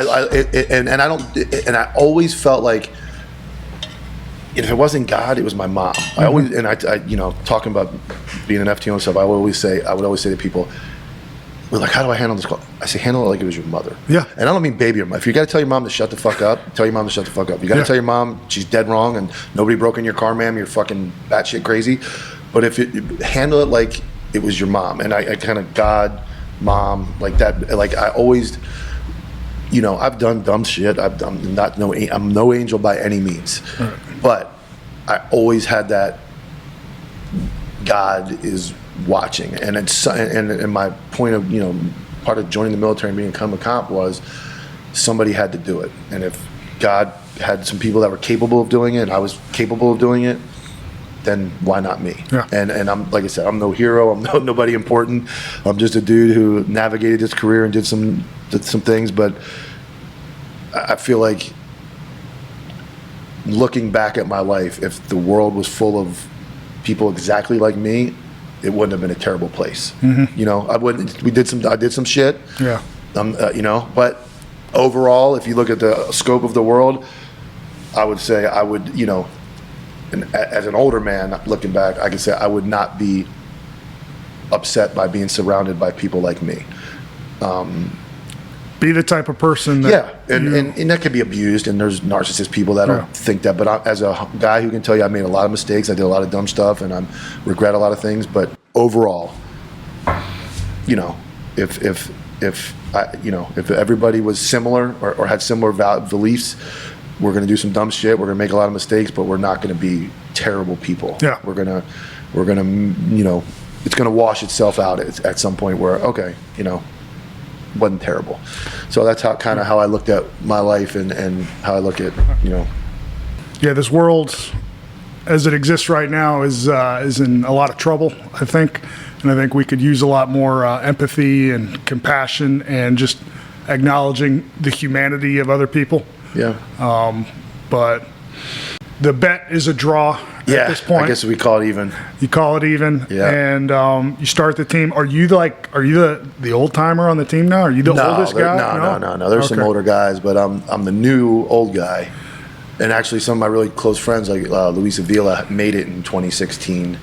He was on the team earlier than me, and some other guys. But so I come on as a new guy, and you know, I wasn't. That's another part of my career that changes. I changed. The next chapter after SWAT is it's this one. It's the best chapter because I met my beautiful wife. Yeah. She's gonna hate I said that. My smart wife. I call her smart. She'll be really happy. But this is the next. I think from 2018, 2019 through the COVID, through where we are sitting today. This is the part of my life where everything comes together, and there's some more lows, some more highs, but this is where I really figure it all out. This is where I figure it out. I go through, make SWAT, I'm the new guy on the team, cool as shit, you know, I got the tight shirts, and I'm on the team, and it was a good team. Then, I think it's changed, but it was a good team. And I'm not knocking the team now, it's just, I always say I made it under old SWAT, and I used to say that John Burdock guy, he retired after that year. Okay. I was the last SWAT guy. I put the little asterisk next to my name, the last guy to make it under John Burdock. The SWAT trout just changed. No matter how nasty we all tried to be, you cannot recreate that human being. Yeah. So I always put the asterisk, I was the last guy under John Burdock. So, you know, I end up going through a divorce, and during COVID, go through all that stuff, and then the TikTok era comes along, which is an interesting part of my life. Yo, Fast and Furious 9 is cool and all, but I'm waiting for the next movie because they need to call it Fast 10, Your Seatbelt. Safety first, kids. Through the time of like as I'm becoming separated emotionally from my current wife at the time, and I'm very hard on TikTok cops, so this will be, you know, people try to throw this in my face. I become emotionally destroyed by, like, I can tell my marriage is failing, things aren't right, there's some infidelity, and I'm like, so what do I do? So I download this fucking TikTok app because I remember them all watching TikToks, and I'm like, I had never seen it before. This is like January of 2020, right before COVID goes wild. Actually, it was just December, because my first TikTok was this fucking transition video from, I was off for Christmas, so we weren't allowed to grow beards out at this point. I got like a beard and all this, I'm in a hoodie, and I do that bippity boppity boo transition, and it was like this loud noise. So I do my first TikTok, which is, it's so bad. I hope you have a copy of that somewhere. I don't. I have some of them. Tyler found them, but I basically do this transition video of looking like shit to jumping in uniform and edit it up and all this music and post it. Just a big look at me post. Oh God, it was so bad. I hate talking about it. No, hey, man, it's bad. So I get on TikTok, and as the TikTok thing starts to go, the count, because cops are just, all these guys, now it's really bad. But I was in the very first wave of cops starting to saturate TikTok with the humanize the badge movement. Yeah, it's really bad. I get so mad talking about this. So I'm humanizing the badge, and it goes quick. I start following, and I don't think it's real. I think TikTok followers are very fake. Yeah, okay. The numbers are inflated. I mean, but I go like 0 to 15,000 followers, And just all I'm doing is yapping in the car, making these silly video, the trendy duets, lip syncing. Oh, it's so bad. Shirt off, lip syncing videos. And I learned that if you put your Snapchat in your bio, you will get a lot of naked pictures from fat trailer park women throughout the United States, which is what I think most of the guys that are making TikToks, I think most of their fan base are nasty women but it inflated my ego. I was going through a tough time. Yeah. I was beat, and it gave me this false sense of importance. Okay. What I was lacking. I wasn't drinking anymore. I wasn't really doing any of that. So it was filling the void of going through a divorce and feeling insufficient and all that. So I get popular on TikTok, and my ex-wife and I make a video where the N-word is in a rap song in the video. Just like Instagram and TikTok, unlike a website, you have no bearing on where your algorithm goes or where your followers are. So like locally, not many people followed me. There were few. Obviously, people making fun of me at the agency and talking shit about me and trying to tell me to stop, and I wouldn't listen. But you're branched out. Somebody locally sees that video, makes a complaint to the sheriff's office, and What? Because you were like mouthing the. I didn't mouth it. My ex-wife did. Oh, okay. But it just happened to be in uniform in that, and they file a racial complaint at the sheriff's office. Lucky for me, because I have the best luck on earth, the reporter is actually targeting the sheriff, the guy that's running for sheriff, who I at the time was friends with, and he writes for the Daily Mail. International. I am an international superstar. March 15th of 2020. I remember I was in Tennessee and I got the phone call from my lieutenant who was up my ass about it. You motherfucker, look at this shit. And I get text this news article that's international, Daily Mail, racist SWAT TikTok cop, blah, blah, blah, written by this guy. Videos, my pictures, and I'm like, what the fuck, dude? I have all of this. I've got 300-400 death threats. You're a pig. It's on BET. It's on MTV. It's on everything, dude. And you didn't even mouth it. It was Nope. your wife, your completely ex-wife. a headline. It's 100% defamation of character and completely bogus. Yeah. I didn't say it, not a word. So it blows up, and then hindsight, I was at least. The community backed me, and I was a moron. Again, I don't know how to reiterate it enough. I was a complete moron for being on TikTok, but it was not racist. So I go through this IA, which was completely bullshit. It was like, yes, it's not racist, but it violates the agency social media policy. My ultimate punishment was a letter of counseling, the lowest level of. But Lonnie Rich, the guy who asked me about SWAT, did you 2 wins to bet, is a 6'5" gladiator. And he fucking hated it. So I got suspended from SWAT from April of 2020 through the rest of the year. I got suspended from field training officer for 3 months. And that was like the next transition chapter to the embarrassment of like not being on the team after all I worked, emotional grandfather. Yeah. Now it's taken from me. At first I was like, I had a terrible partner. It was fuck them plays, fuck those guys, fuck the SWAT team. And I carried that mentality after my discipline for about 2 or 3 months of like, fuck it.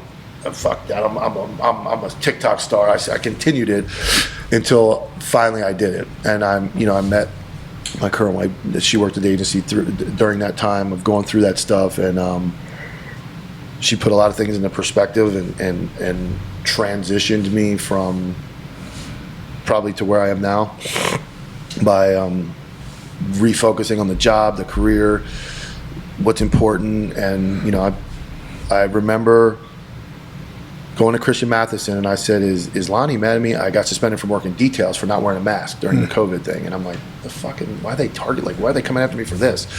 So I go to him, I'm like, he's typing the memo right now to remove you from SWAT forever. And I'm like, what? He's like, bro, you're done. He's like, you're fucking still making TikToks. We've told you in time. And that was the moment, I remember where I was sitting at Vero Beach Elementary School when I was told that. And I said, what do I do? He's like, He's like, I don't know, man. He's like, maybe show up at 7:30 in the morning. He'll be there. He was like clockwork. He's a captain at the time. Show up. So I went home that night, and I had that moment of like, what's important? And I deleted TikTok. I was like, that's it. I deleted it, and I drove in the station that morning, 7:30 a.m. He backed in the parking spot at 7:29. He didn't start till 8, but every set day at 7:30, he walked in that back door and sat at that desk as the captain. And I said, hey, Captain, can I talk to you? He was a miserable dude. Like, he's a really great dude, but he just had the, yup. And I just followed him in the door. Sat down, and I said, he's like, what? And I'm like, hey, man. I'm like, I'm a fucking, like, I just spilled it. I'm like, I'm a moron. I'm like, I have completely disrespected the team, disrespected the uniform, disrespected the agency, the badge, and like, I fucked up. I'm like, I didn't see it. I didn't understand. Nobody understood what I was going through mentally with the divorce and all that stuff. And I said, I'm sorry. And he took his computer screen and he twisted the monitor around, and the memo for me to be removed from SWAT was on his desktop. He said, I was sending that in today. And I was like, please don't do that. I was like, please don't do that. I'm like, I am done.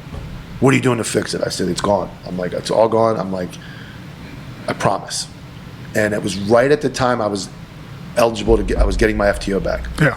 So I was like, it was like the 3 months after my first, I said, I will give up FTO another month. I will do whatever you, and he said, I don't want you to give up FTO for another month. He goes, you're a fucking good cop. He goes, go back to fucking doing your job, train the new guys how to be good cops, and go get out of my fucking office and go fix this. Yes, sir. I got a lot of respect for that guy. Yeah. I was like, yes, sir. And I jumped up and I left that office, and between my wife, that conversation, and there was one other, I always give this guy credit, Aaron Scranton. Not friends with him, not anything, just, I'm not friends with him, but he walked up to me, and I was talking to the detective secretary. This is about a week, probably 3 or 4 days before all this goes down. And he says to me, you know, everybody knew it. I was all over the news. He says, you're a fucking clown, right to my face. And I was like, what? And I'm talking to this detective secretary, and I looked at him, and I looked at her, and I'm like, what the fuck did you say? He's like, you're a fucking clown, dude. He's like, you're dancing around in uniform like a moron, fucking prancing around like some schoolgirl. He's like, you're a fucking idiot. I'm like, fuck you, dude. And I'm like, he's like, fuck you. He's like, you're a moron. Like, we went back and forth. He walked out, and I remember walking out calling my current wife. I'm like, this motherfucking Scranton, I'm gonna beat his fucking ass. This fucking I drove around. I was like 7, 8 in the morning. I woke up the next day, and I was like, that dude's fucking right. Like, I don't know how all this like happened at the exact same time, but I was like, this fucking dude's right. Like, I'm like, that's what led me to go to that conversation in the school parking lot. Yeah. That's what got me to that school parking lot. So I kind of went out of order. And I called him the next day, and he's like, what, you fucking talking? And I'm like, thank you. He's like, what? And I said, thank you. I said, you're the first person in this agency. Christian did it, and all that. My close friends said stuff to me. Yeah. You know, it's like your mom tells you the world's bad player, this, that, and you're like, yeah, Mom, I got it. Like, don't hang out with this guy. Yeah, I got it. My friends were telling me, I just ignored them. This was an outsider. This was a third party. And I said, thank you. I said, all these other people walked around this agency talking shit behind my back, making fun of me. I said, you had the balls to walk up to me and say that to my face, and I cannot respect you more for doing that. And that conversation with him led me to the conversation that led me to the captain's office, that led me to change the path of my life. So you can thank him, yeah, pretty much, Aaron Scranton, for saving your reputation, your position. Yep. That was the moment I had it.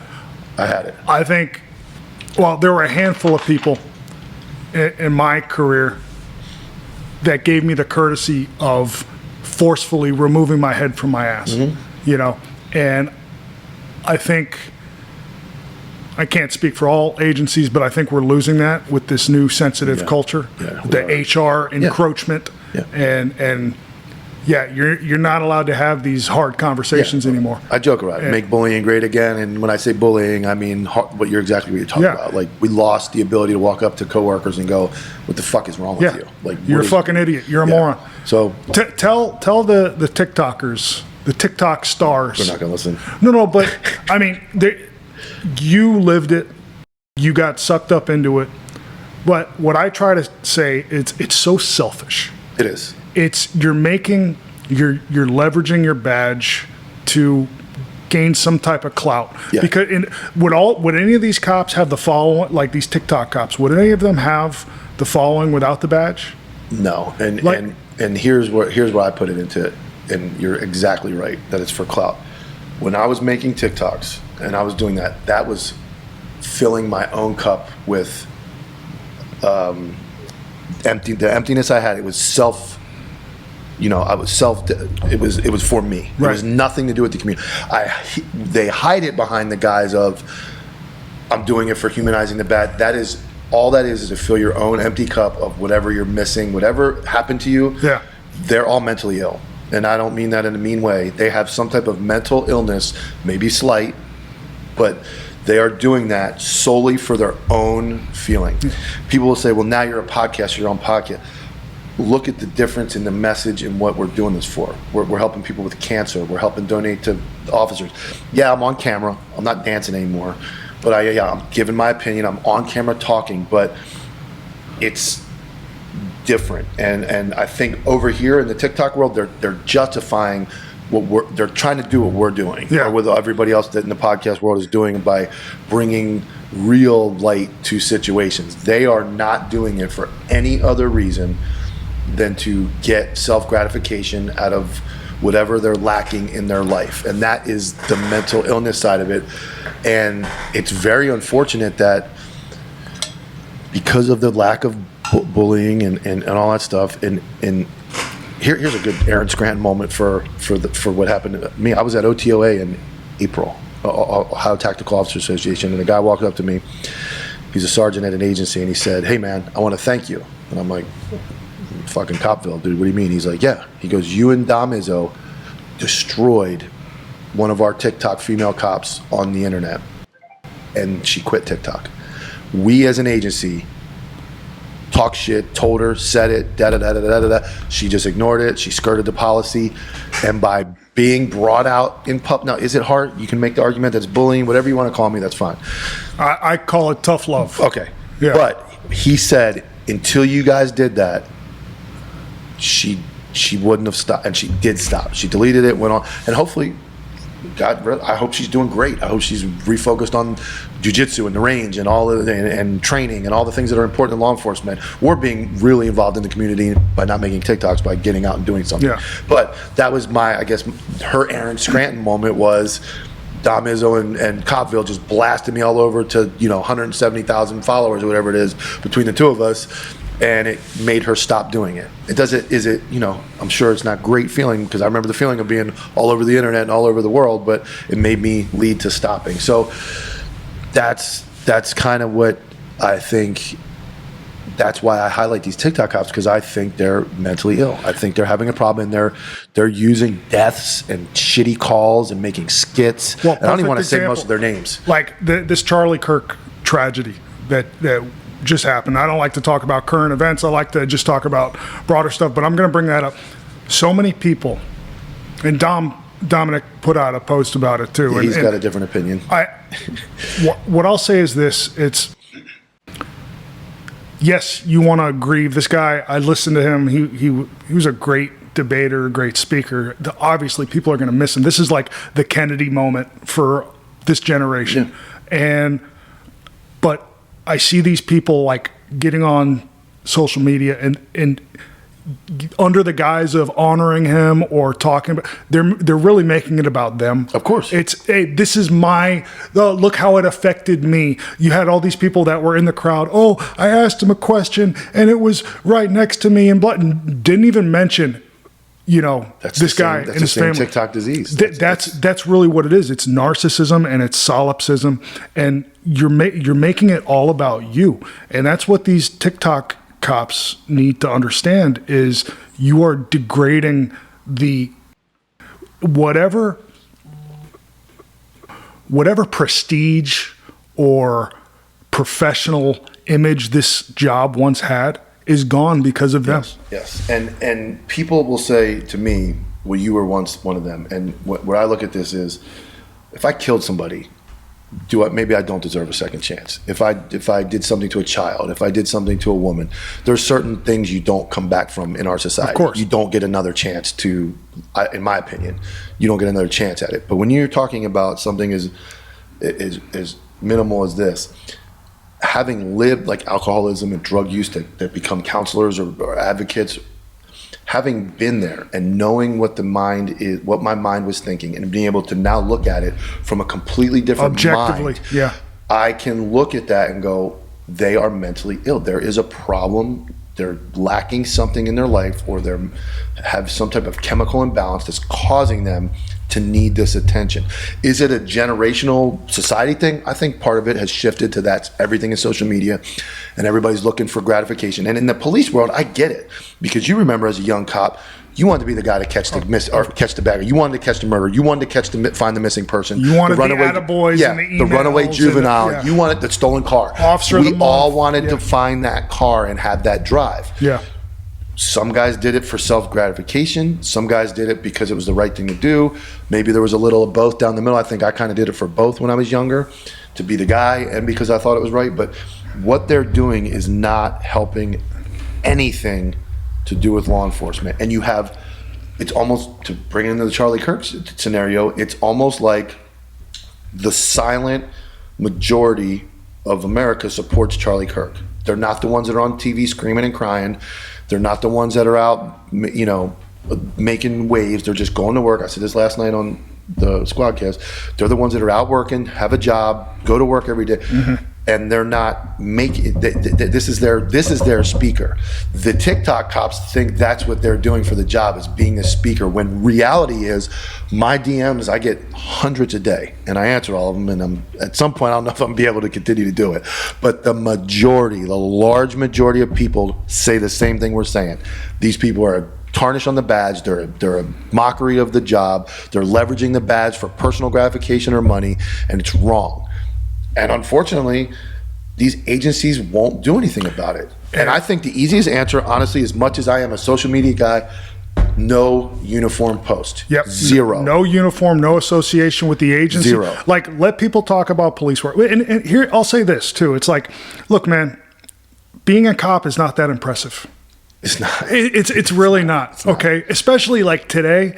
Yeah, and if you're looking to be impressive, you're in it for the wrong reason. When I worked, I had a social media, dude. Unless you there were very, very few posts that even showed my association with my job, because this is gonna sound like kind of weird, but being a cop was like, of all the things that define who I am as a human being, being a cop is like kind of low on the list. And it's good you had that at the time. Yeah. I didn't learn that till later. And that's what I try to instill in everybody. Focus on being a good human being, because this badge, I'm sorry, it doesn't carry the same weight that it did years ago. No, and it's not who you are anyway. Yeah, regardless of how much weight it carries. Exactly. I remember going to one of my, I went through counseling. My dad passed away, and some other things that happened in my life with my wife and everything. And one of the first, I remember the counselor asked me, "Who are you? What's your identity?" And I rattled off basically my resume. Yeah. He's like, "That's the exact opposite of everything you should be. You should be all these other things." Now, when I say that, I always put the asterisk. I'm not telling you not to train. I'm not telling you not to take this job serious. I'm not telling you to be physically fit, mentally prepared, trained in jiu-jitsu, know how to use your firearm. But that you should still be able to turn that off, go home and be a father or whatever. But I'm weird about this. I don't like the whole I got to go to my kids' games, and I get it's important to be, but you chose a job that you knew is shift work, holidays.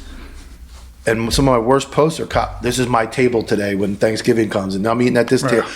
I get it. Guess what? The dude at 7-Eleven's working. The dude at McDonald's is working. The dude is their job as serious and not dangerous? No, but they're still working. Mm-hmm. You chose this profession. Take it seriously. You're going to miss some games. And you know what? Would your kid rather go, my dad is well trained, going to come home every night, excellent at his job, but you know what? He goes to jiu-jitsu and he misses a game here and there. Or he goes to the range and does some, or he goes to the gym and he misses a few games here and there. but I have confidence that he's going to come home every day because he's doing that? Or is it my dad's a fat slob, he doesn't train, he doesn't shoot, he doesn't do anything, but he's at every game, but the first time he's got to run up a flight of stairs or get in a fight, he's going to get his ass whooped or he's going to end up dead. So the argument is there's a fine line to balance both of those. And you going all the way this way. One of the first things I remember when I went to day shift, this sergeant, I'm not going to say his name, the first word out of his mouth were, "Don't ever call me on my day off." And I'm thinking, you're a sergeant of a patrol shift, and your word, I'll never forget it, "Don't ever call me on my day off." And I'm thinking, I've answered my fucking phone for 15 years. And through narcotics, informants, all hours, got screamed at by every person I've been with about being on my phone too much for this job. And that maybe is one extreme, but this dude says, "Don't ever call me on my day off." And I'm like, this is the same guy that had a double stabbing scene on Easter that I had to go work as a detective. Nobody would answer their phone to come out with me as a detective. He did and said, "I'm working on somebody to come help you." Never called back, didn't come himself, and I had to handle the entire scene and then go to the fucking trauma center and handle the other scene where the guy ended up in the hospital all by myself with a language barrier and using civilians to help me translate. That was the same mindset this guy had, to like, I can't get anybody to come help you, but I'm damn sure not coming to help you on Easter. So it's like, it should be a little more responsible than that. Like, I think like what you were saying with, don't let the badge be your identity. Like, who are you? That's like a common, I remember hearing that like when I was listening to like Alan Watts, like you're a lot deeper than your title. You are, as a cop, you're a temporary custodian of just incredible power and influence, and it's going to be gone one day. Okay. And you need to decide who you are without all that stuff. And you are, and then in the transformation of my life, you work for the people. Not the fucking sheriff's office. You're not, you are working for the citizens of the United States or your county or your city. And that's a hard one to dodge, because you're going to get pressured as a young cop. If you're still listening and watching, you're going to get pressured by the administration to do things that are not, maybe not illegal, but they're just not right. And you have to hold the line that you work with the Constitution, and the people of this community are who you, and sometimes the people in the community need their fucking head knocked off. But sometimes they need compassion and care and being treated fairly. You can still knock somebody's head off and be compassionate and kind. And that is when you put a cop together that's going to be well-rounded. That's all those things we just talked about in this last 10, 15 minutes. They all have to fit into place. And if you're not prepared to do all that, this ain't the job for you. Unfortunately, we could say that a lot heavier and a lot sterner 15 years ago. I don't think that's a word. More sternly, maybe sternly, more stern.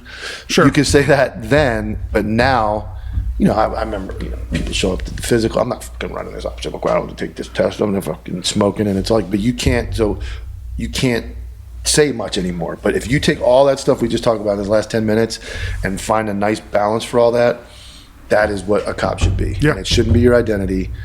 And I'm glad it's not now anymore. Like I said, today's my 1 year anniversary, and I am so happy to not be a cop anymore. And I'm so happy I did it. Good. I'm so happy of both. Yeah, I tell when I used to supervise, I used to tell people, you are the chief of your zone, and the community is part of your chain of command. Because we all know how chain of command works. The chief answers to the council, who answers to the people. Okay. So in a roundabout way, you answer to the people. And these guys that get hung up on, like, you can tell when somebody's policing with their ego. They're the guy that has to, they're the guy that's going to mouth off, say slick shit to civilians. Dude, that's not how you do this. And your power as a cop itself is derived from the consent of the government. This is the best way, and I will take you up on this offer. You can bring all your fancy cameras. So if you were to take a camera crew right now, we'd go to the Gifford, Florida, where I worked for my entire career as a white cop in a black neighborhood. I would love to get out and walk around and see what everybody says. See what they have to say about me, and I would be very confident that they would talk about a fair, hard-charging young maniac that always respected everybody. Always respected everybody. I still talk to people from up there. and that's where I'm like, you know, when you're in the moment, you really don't think about it. But as you, like, I run these guys now, I'm retired. Guys like, oh, and I'm like, nah, dog, I'm retired, man. Like, we're good. Yeah. And man, you was a nasty motherfucker, Dilks. Like, you know, and I was like, yeah, and that's a compliment. Like, you were fair. There's no racial complaints. There's no use of force complaints. It was, I handled business. I was very respectful.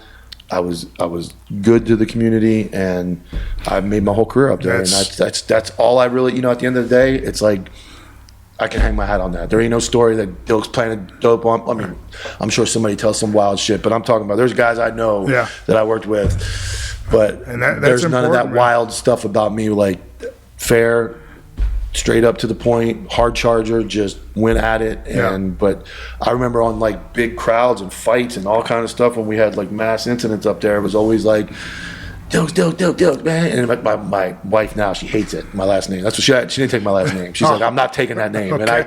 And I you know, that's a funny story as well, but it was, you know, in the military police world, your last name is like your first name. Everybody calls where I come from, Dilks. And it was just Dilks. And it was, I just didn't have any trouble, and I enjoyed it, and I respected everybody, and that's so worked out for my career. And like, when you don't really realize it, because like, especially if you start this job really young, you're not even really thinking straight for a number. You're not developed, but you're going to encounter thousands of people. You're never going to remember any of them. Well, you'll remember some, but the vast majority are blips on the radar. But they're going to remember you for the rest of their lives. And that goes, you know, that goes both ways. And I've had people, like, I've read stuff about, I'm like one of those memes where you read something about yourself you didn't know. I'm like, oh, I didn't know that about me. Like, here I am. And to put myself in front of this social media world and camera, you know, like all these Tim Kennedys and all these guys that are getting exposed, it's like, you don't come out here and with a closet full of bones, because they're all going to come out. I'll never pick a fight with the internet. So it's like, here I am. It's the internet is undefeated. So it's like, is what it is, man. And I hold that part in that career and that ability to go back to those places I worked. And people know, you know, I have 4 kids that are raised in the community that are now, you know, adults that work there. There's no, like, your dad did this, like, just fucking crook. Like, so that's where I look at it, like, you know, I made it. Good. I did 23 years and I made it. You go through your TikTok phase. You get some sense knocked into you. And, you know, it's good that you're taking accountability. You own it. That you recognize that, it's kind of bringing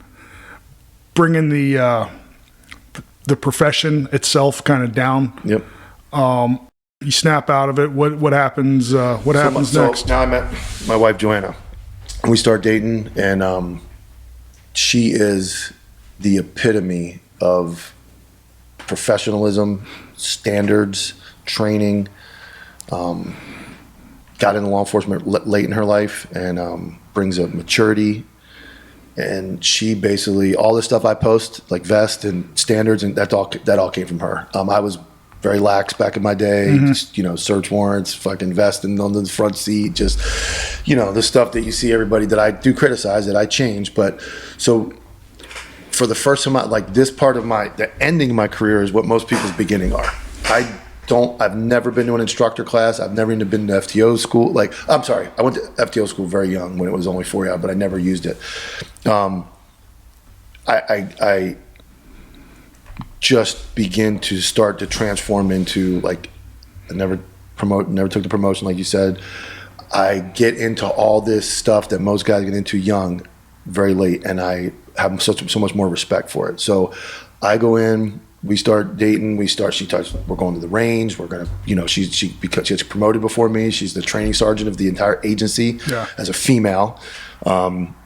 She starts hounding this accountability into me, like, hey, you might be a hotshot cop and you can put all these people in jail, but if you're not wearing your seatbelt, if you're not wearing your vet, if you're not doing all these things, kind of like what we're talking about, like, there's standards you have to meet. So I start getting serious about training, jiu-jitsu, firearms, and it starts to transition me to where I've finally passed a promotional exam for the first time in my entire career, and I eventually get promoted to sergeant. Like, this transition of meeting her and dating her leads me to this version of Mike Dilks you see now. Right. That she was like the final piece in all the other puzzle pieces that put together through tough love. I don't envy what she had to go through. I remember Scranton, ironically, he comes up again.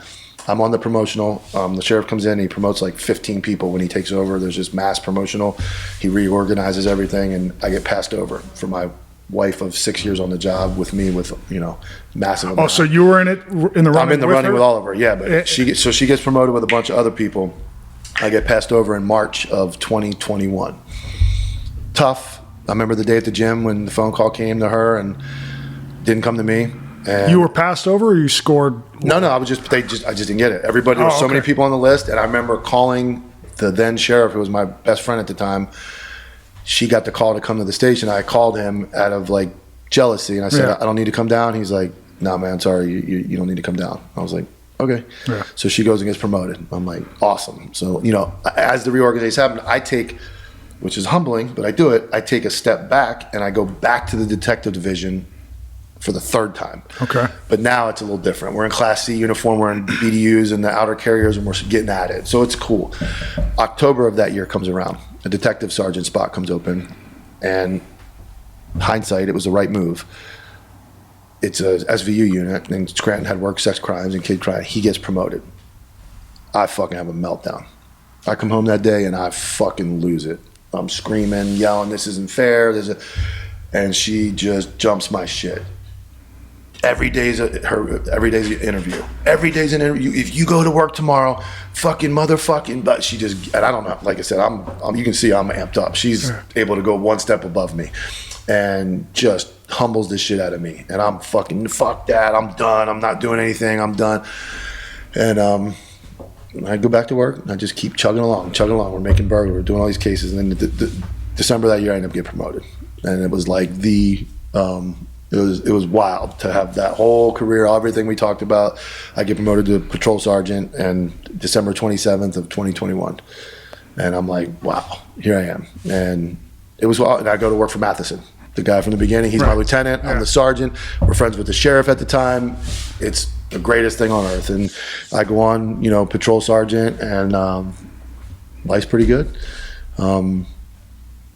There's some stuff that happens with my wife. I'm not going to dive into that too deep, but there's some internal affairs stuff that happens with one of her supervisors that was an abusive piece of shit, and that kind of smacks us in the face. And I find out about that, and my dog passes away. I have to put my dog to sleep in the same week, Mother's Day of 2022.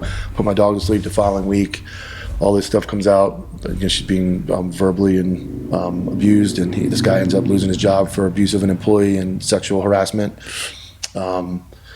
From that, though, when we talk, the agency does nothing for us.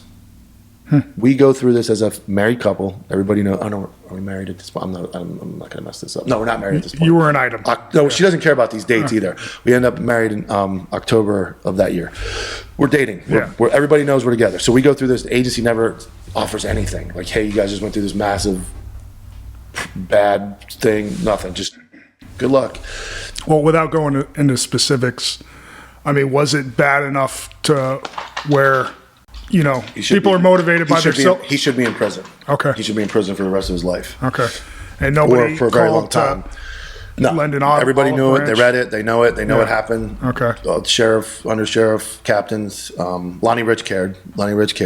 He was eventually run out as well, but he cared. Christian Matheson cared, but nobody else did. Sheriff didn't care. That's when I found out the hard truth that these guys will do whatever they can to do what's best for them. So we're chugging along. We go through that. Obviously, I have emotional issues. And when I say PTSD,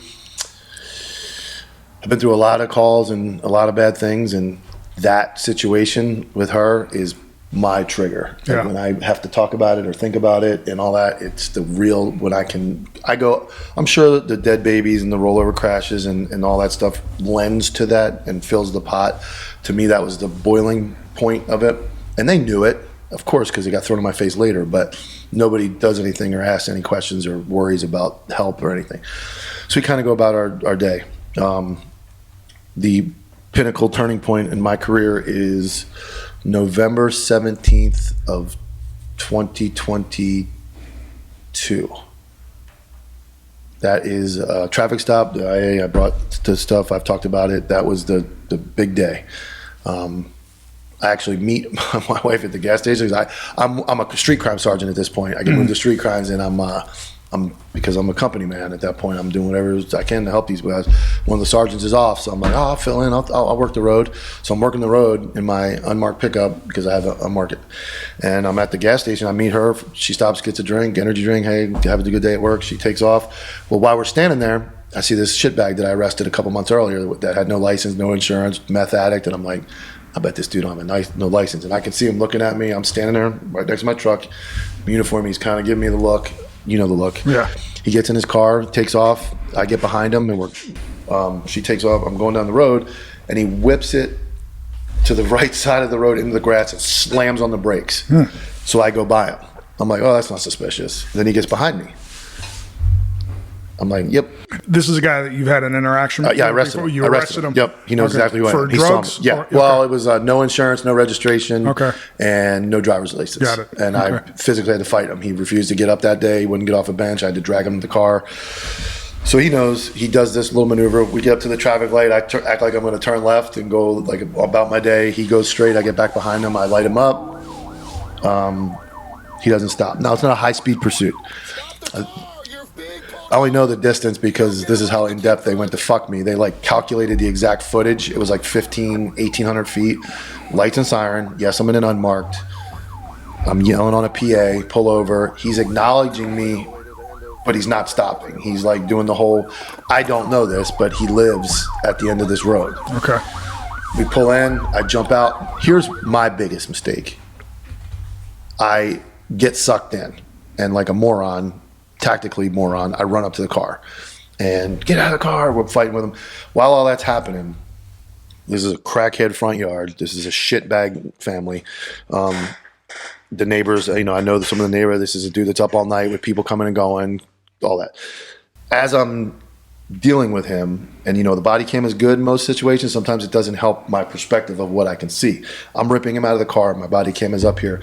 His mom and stepdad are coming from the house, and he's yelling to them, and my siren's going. It's hard to hear all this, but he's yelling to them, this is the same guy, this is that guy, this is this.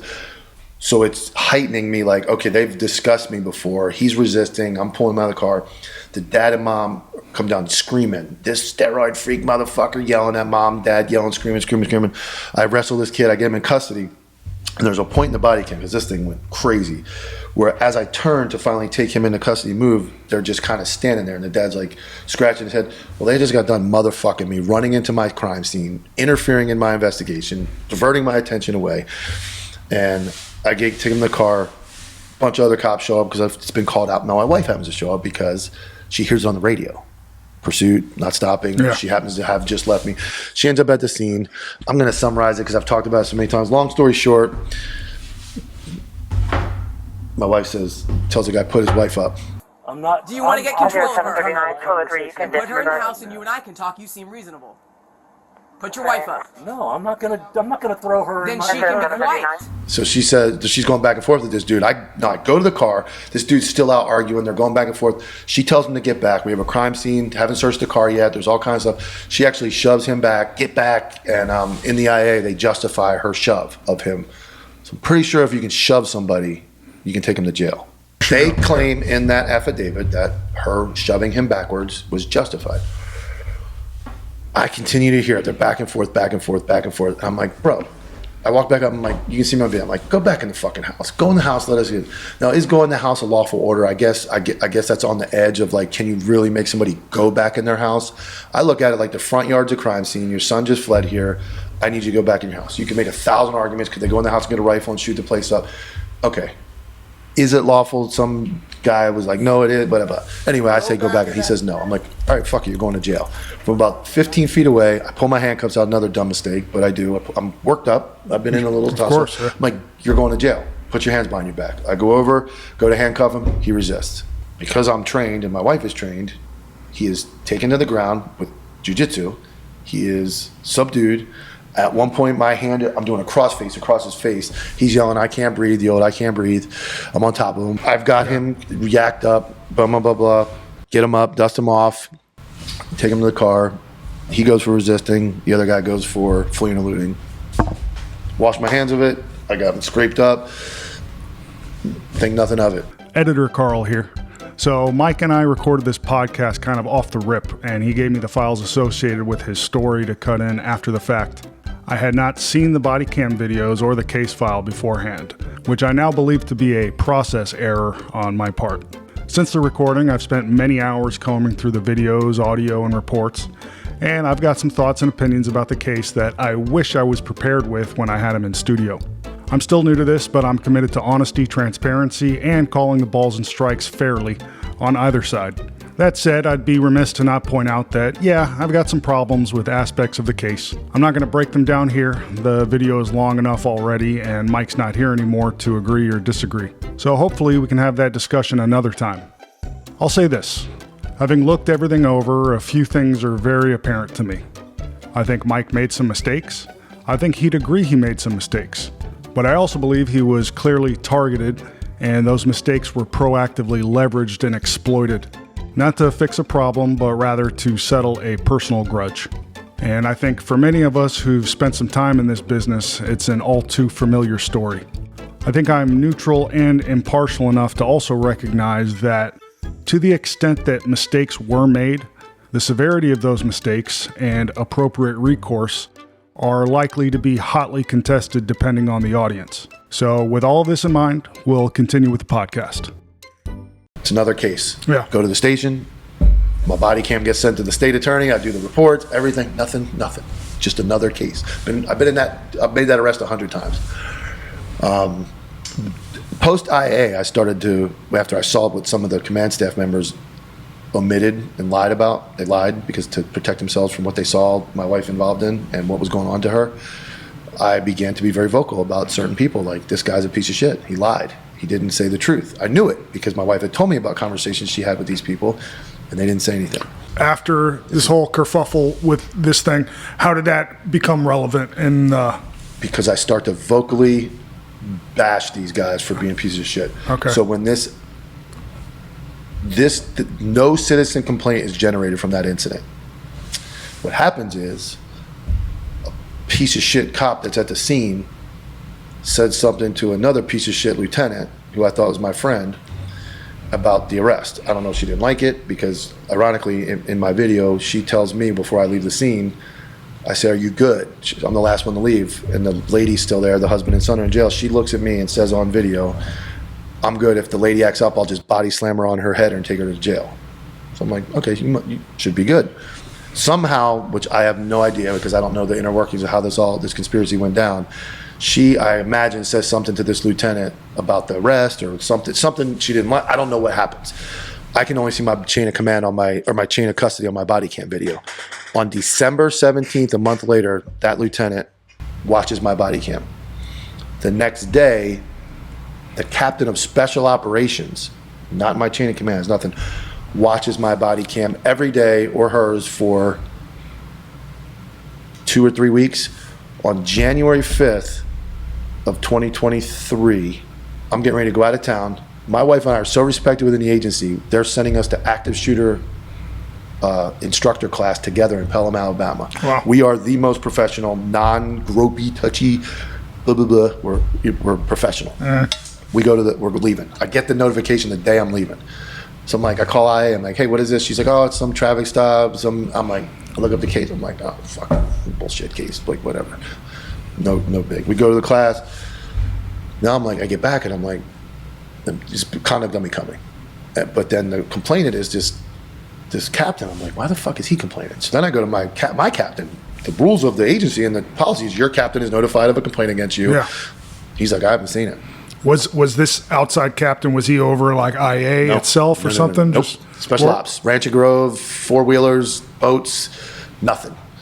But the captain in charge of IA was one of the guys that I had badmouthed that omitted facts. Okay. He wanted to keep his name out of it. So this guy writes it up. He's the one who writes me up. AI, administrative investigation, not internal, because internal would be an outside complaint.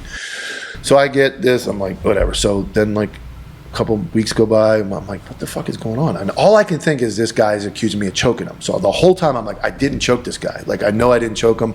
All I can think is like, this guy's gonna say I choked him. I know I didn't choke him. Everything else about the case, I am not worried about. I stand by everything else I did. Weeks go by, nothing. What's going on? Nothing. Well, a captain retires, and at his retirement party, he decides to get drunk and announce he's going to run for sheriff against the current sheriff. And it's filled with command staff, and it's the moment of the agency. It's the moment the agency parts ways. Okay. It is the moment. He's my old SWAT commander. None of us say a word because we're just baffled that he says this, but this throws the agent. But the sheriff's affair was the first, but this is like the now defining moment. So I remember the sheriff calls me the next day. Who the fuck is this guy running for sheriff? I'm like, yeah, he did. He said it. I'm like, I was there. And you and the sheriff were tight. Best man at both each other's wedding. I'm like, and he's like, did Lonnie's the deputy chief. Lonnie, the deputy chief, was also not made aware. Third in charge of my IA at this point. We're a month into it. To speed all that up, captain leaves. Lonnie Rich ends up getting into it with the sheriff about this party where they are alleging he's a stand-up dude. They tell him he lied. He got up and said he was going to support this guy. He never said any of that.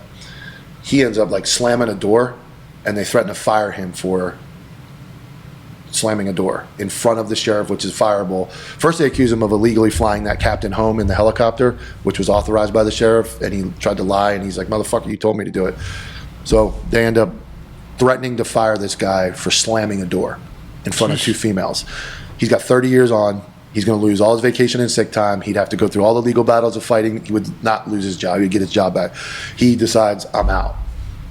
So now my captain of SWAT is gone, and my deputy chief is gone. That just paved the way. There's nobody now with any sense of that likes me in that realm of what's going on. I get called in, and when I got interviewed, I knew what time it was. I was in the wiretap I talked about earlier, the pill mill one. I was on the stand 4 days by a defense attorney out of Miami with a 800-page document that went page by page. He was more pleasant and nicer than the female IA lieutenant that interviewed me for that traffic stop. And they were down to the thousandth of a second. Your arm is right here. Your arm is right there. Like, they broke this thing down, and they essentially charged me with use of force, use of deadly force in a non-deadly force situation, conduct unbecoming. What was the deadly force? They said I choked him. Was there any? We haven't watched the body cam. An expert comes in and that testifies in grand juries and determined it was not a choke. Oh, okay. It was not. Okay. They charged me with the most wildest one was code of conduct ethics, and basically said that I was such a danger to the community that I was posing a threat to the well-being of the community, and they charged me with all these things. They find me guilty of all of them. My wife is found guilty of job knowledge, for saying put your wife up, for courtesy, and for abandoning a subordinate, the female that was going to body slam the girl on top of her head. She left. My wife left before I did. I was the last supervisor at the scene. Somehow they charged her with abandoning the female deputy that was left at the scene. Was the scene not settled yet? It was the one lady and the car. And she told me, I was the last one there. My wife is gone. My wife is a training sergeant. She was gone. I was the patrol sergeant. I was the last one there. I said, are you good? Yes, I'm good. Somehow they concocted my wife abandoned the deputy. So my wife was found guilty of put your wife up and abandoning. I was found guilty of use of force. They bumped it down when they said there was no chokehold to use of force not resulting in injury, but they alleged that my arrest on the guy was not legal, and therefore the arrest was completely illegal, so therefore the use of force was illegal, and they hit me with all four of those. You're dealing with this guy. His father is out there screaming and yelling. Mm-hmm. You tell him, go back inside your house. Mm-hmm. We know how chaotic these things get. Mm-hmm. You feel at minimum, I guess, that he's impeding your investigation. 1,000%. Okay. And you tell him to go back inside the house. He says, fuck you. I'm not He said, no, I'm not. And I'm not going to. Yep. The son was already in custody at this back point? in my car. Okay. If I were to play devil's advocate and say, what is the What, you hit him with obstruction or Resisting, yeah. resisting? Resisting. Okay. Obstruction. Was it like, developing a crowd where people starting to There wasn't a gawk crowd, and but look? the neighbors could hear it. The neighbors came out. Obviously, my siren's going, and they used the word siren 70,000 times in this thing that my siren was on. It wasn't, but it was the wife, honestly, and I said the mom should have went to jail. Okay. The mom was throwing the cunt word around and calling my wife, like she was going fucking bananas. He happened to be the one that physically got close, but their involvement continued to divert our attention to them. And where I get with this and where I'm going with this is and I did an episode about this, one of the guy who did the arrest affidavit for the obstruction tried to throw me under the bus in the IA that I like abandoned him and didn't do it right.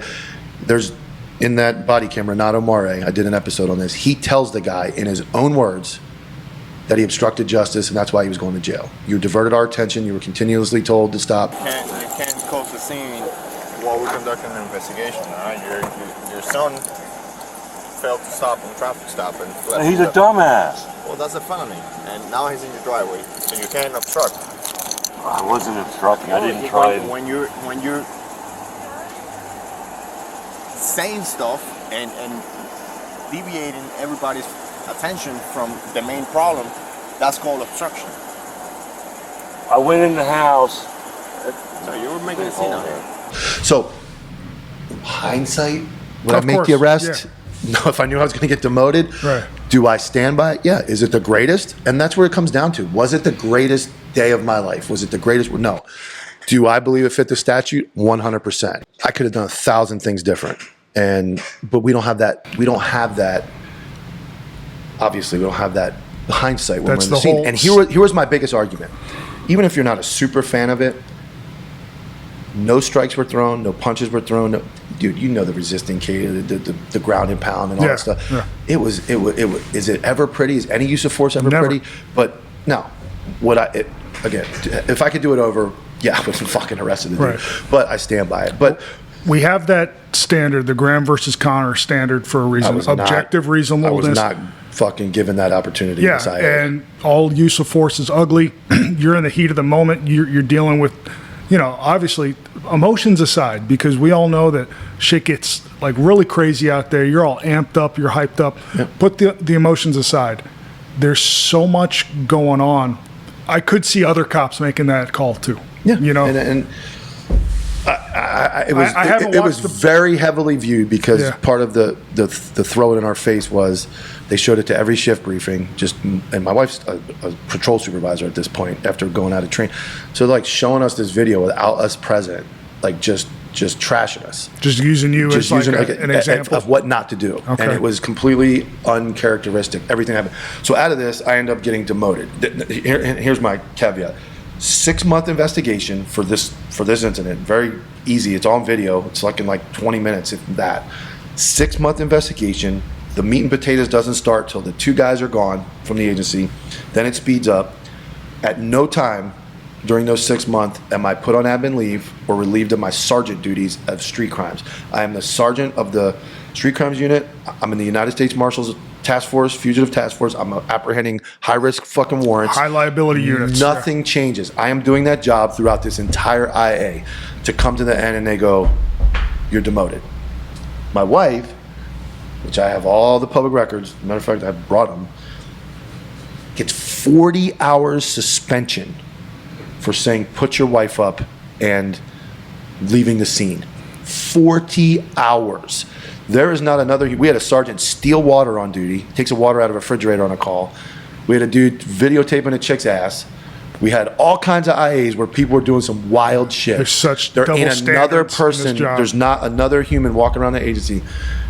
I'm not even going to get into all of them, but there's people that have done multiple things with stalking women, far more integral, looking up chicks and data stuff that you shouldn't be in a cop Right. when you do it. Yeah. 40 hours. So if you tell me we weren't targeted and we weren't made an example of, now during that time, completely fall out with the sheriff, no longer friends, don't speak to him anymore. He has an affair that rocks the agency. I mentioned that a little earlier. We are no longer friends. And all that falling out leads to this IA being routed and conducted completely different. I can show it with every IA. I pulled every IA that resulted in discipline over the last, since the sheriff took over. The only IA routed and done. There were captains meetings that I was made aware of later on. A deputy chief came to my house and told me to go grovel and beg. Illegal by the statute. You're not supposed to talk about it. He's the third in charge. Captains pulled me aside. There was some meeting where they were doing some like vote. Like, this is an active IA investigation, supposed to be impartial, done. Should we demote her? Should we demote him? They were doing the thumbs up.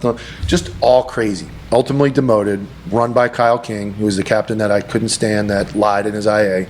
And I get demoted and banished to the real-time crime center as a detective.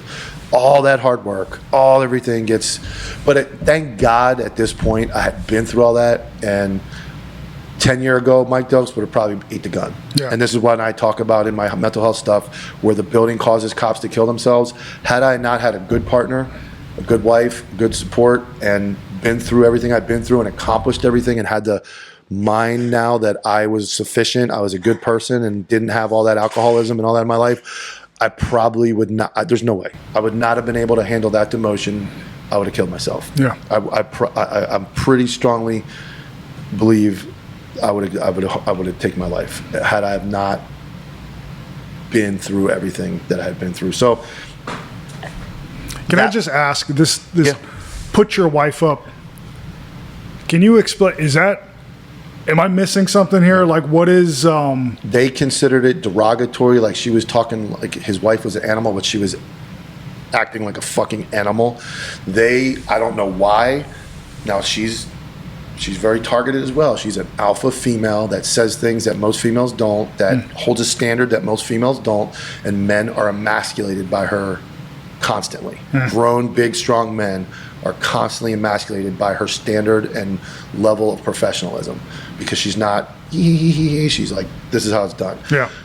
I don't know. She can talk to you and you'll be like, are you mad at me? And you'll be like, she's like, no, this is how I talk. Well, hopefully I'll bring her out one day. She gets that a lot, but that is what she said. Yeah. Can you put your wife up? Because she was running around like a fucking lunatic, screaming, calling her a cunt, and yelling all this crazy shit.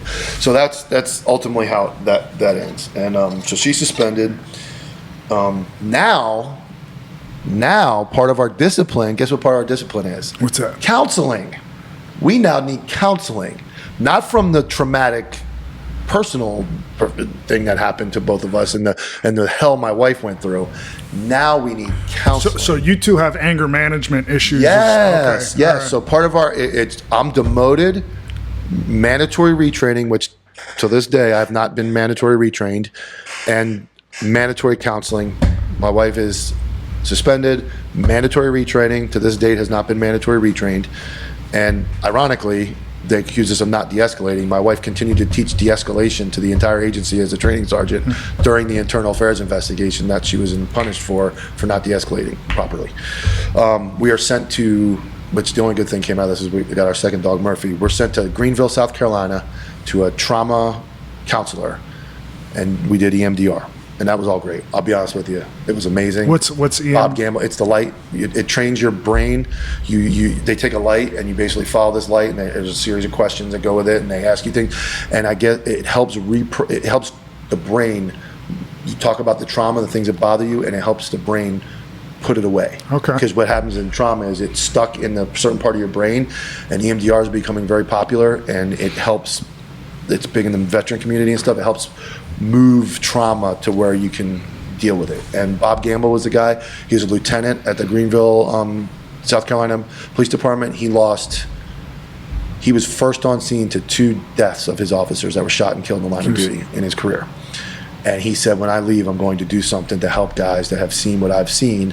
And he became a therapist, and he's a great dude. Good. So, and we got our dog Murphy. So we ended up going up to South Carolina. So we come back from the trauma therapy, and we're good little toys now. We're all, we're put back together, and the agency cares. And from that IA, I start Copville. That's how we get. This is the origin. This is the coming back. I'm hearing like the Batman music in the background. So I start May of 2023. I start Copville, and it starts with me sending a few memes that I made to a couple of the meme pages. And one of the guys going, dude, your shit's pretty funny. You should think about starting your own page. And I'm like, I don't fucking know much about this. I'm like, I barely know what I'm doing. So I'm like, I followed Hoodville. I don't know if you follow Hoodville. Hoodville's like a gangster dude that like talks. He's got millions of followers. So I'm like, what's simple to the point? Copville. So I'm like, Copville. And I start the page. And kind of like my TikTok, it goes 0 to 100 real fast. Like, and I'm now Copville. And I have to now hide who I am. And now the guys are sending me the memes that I work with. And I go from like They're sending you your own memes. I go from like 0 to 15,000 followers in like months. And now I'm getting accused by the meme community of buying followers and all this weird stuff. And I can tell you it brought me back to the TikTok a little bit, where I got some power. Your voice means a little bit more when you have a certain amount of followers. I managed it. My wife was very integral in me managing it, not getting a big head. But I'm kind of bickery with some of these guys. I'm like, and I didn't buy followers, but that page just blows up. Then I realized I can make money off this. So I'm like, now I'm going to get into merchandise sales. I sold my first sticker in May of 24. I made $100,000 the first year. Oh my God, I need to sell some fucking stickers. Made $100,000 the first year. Didn't net it, but I made, and I donated a ton of money. But I made, and this agency now is fucking with me, treat me like shit. I have this platform that I know to fall back on, and I'm making money. So to not just go crazy all day, I have this going on. Now I become more vocal because I'm like, fuck it. You got a little bit of fuck you money. We have an election coming up. Yeah. I start to publicly support the candidate running against Eric Flowers. Milo Thornton, I went to high school with Milo. He's a great dude. He got railroaded. He was on admin leave for 3 months by this wonderful agency for no reason. Comes back. They demote him for no reason because he was a command staff member. They could demote him. He runs for sheriff. Unfortunately, he loses. August 20th of last year is the election. He loses. August 26th, which is the following Monday, I walk in, I sit down at my desk. I'm on light duty, my knee's torn up, second knee issue, and phone rings. Didn't ring, or my boss's phone rings. I have a female, I'm in a weird spot. I have a female civilian as my boss, and I'm a detective. But it was an awesome job in the crime center, and all the people in the crime center were amazing. She says, hey, the captain needs to see you. I walk in the captain's office, I sit down. Captain Ross Partee, Lieutenant Mike Pierce, who stole the water on a call, only got suspended 12 hours or something like that, still got promoted after that, and a guy named Charlie Clark hands me a memo. You are removed from SWAT, you are no longer detective, and you are transferred from law enforcement operations to corrections deputy.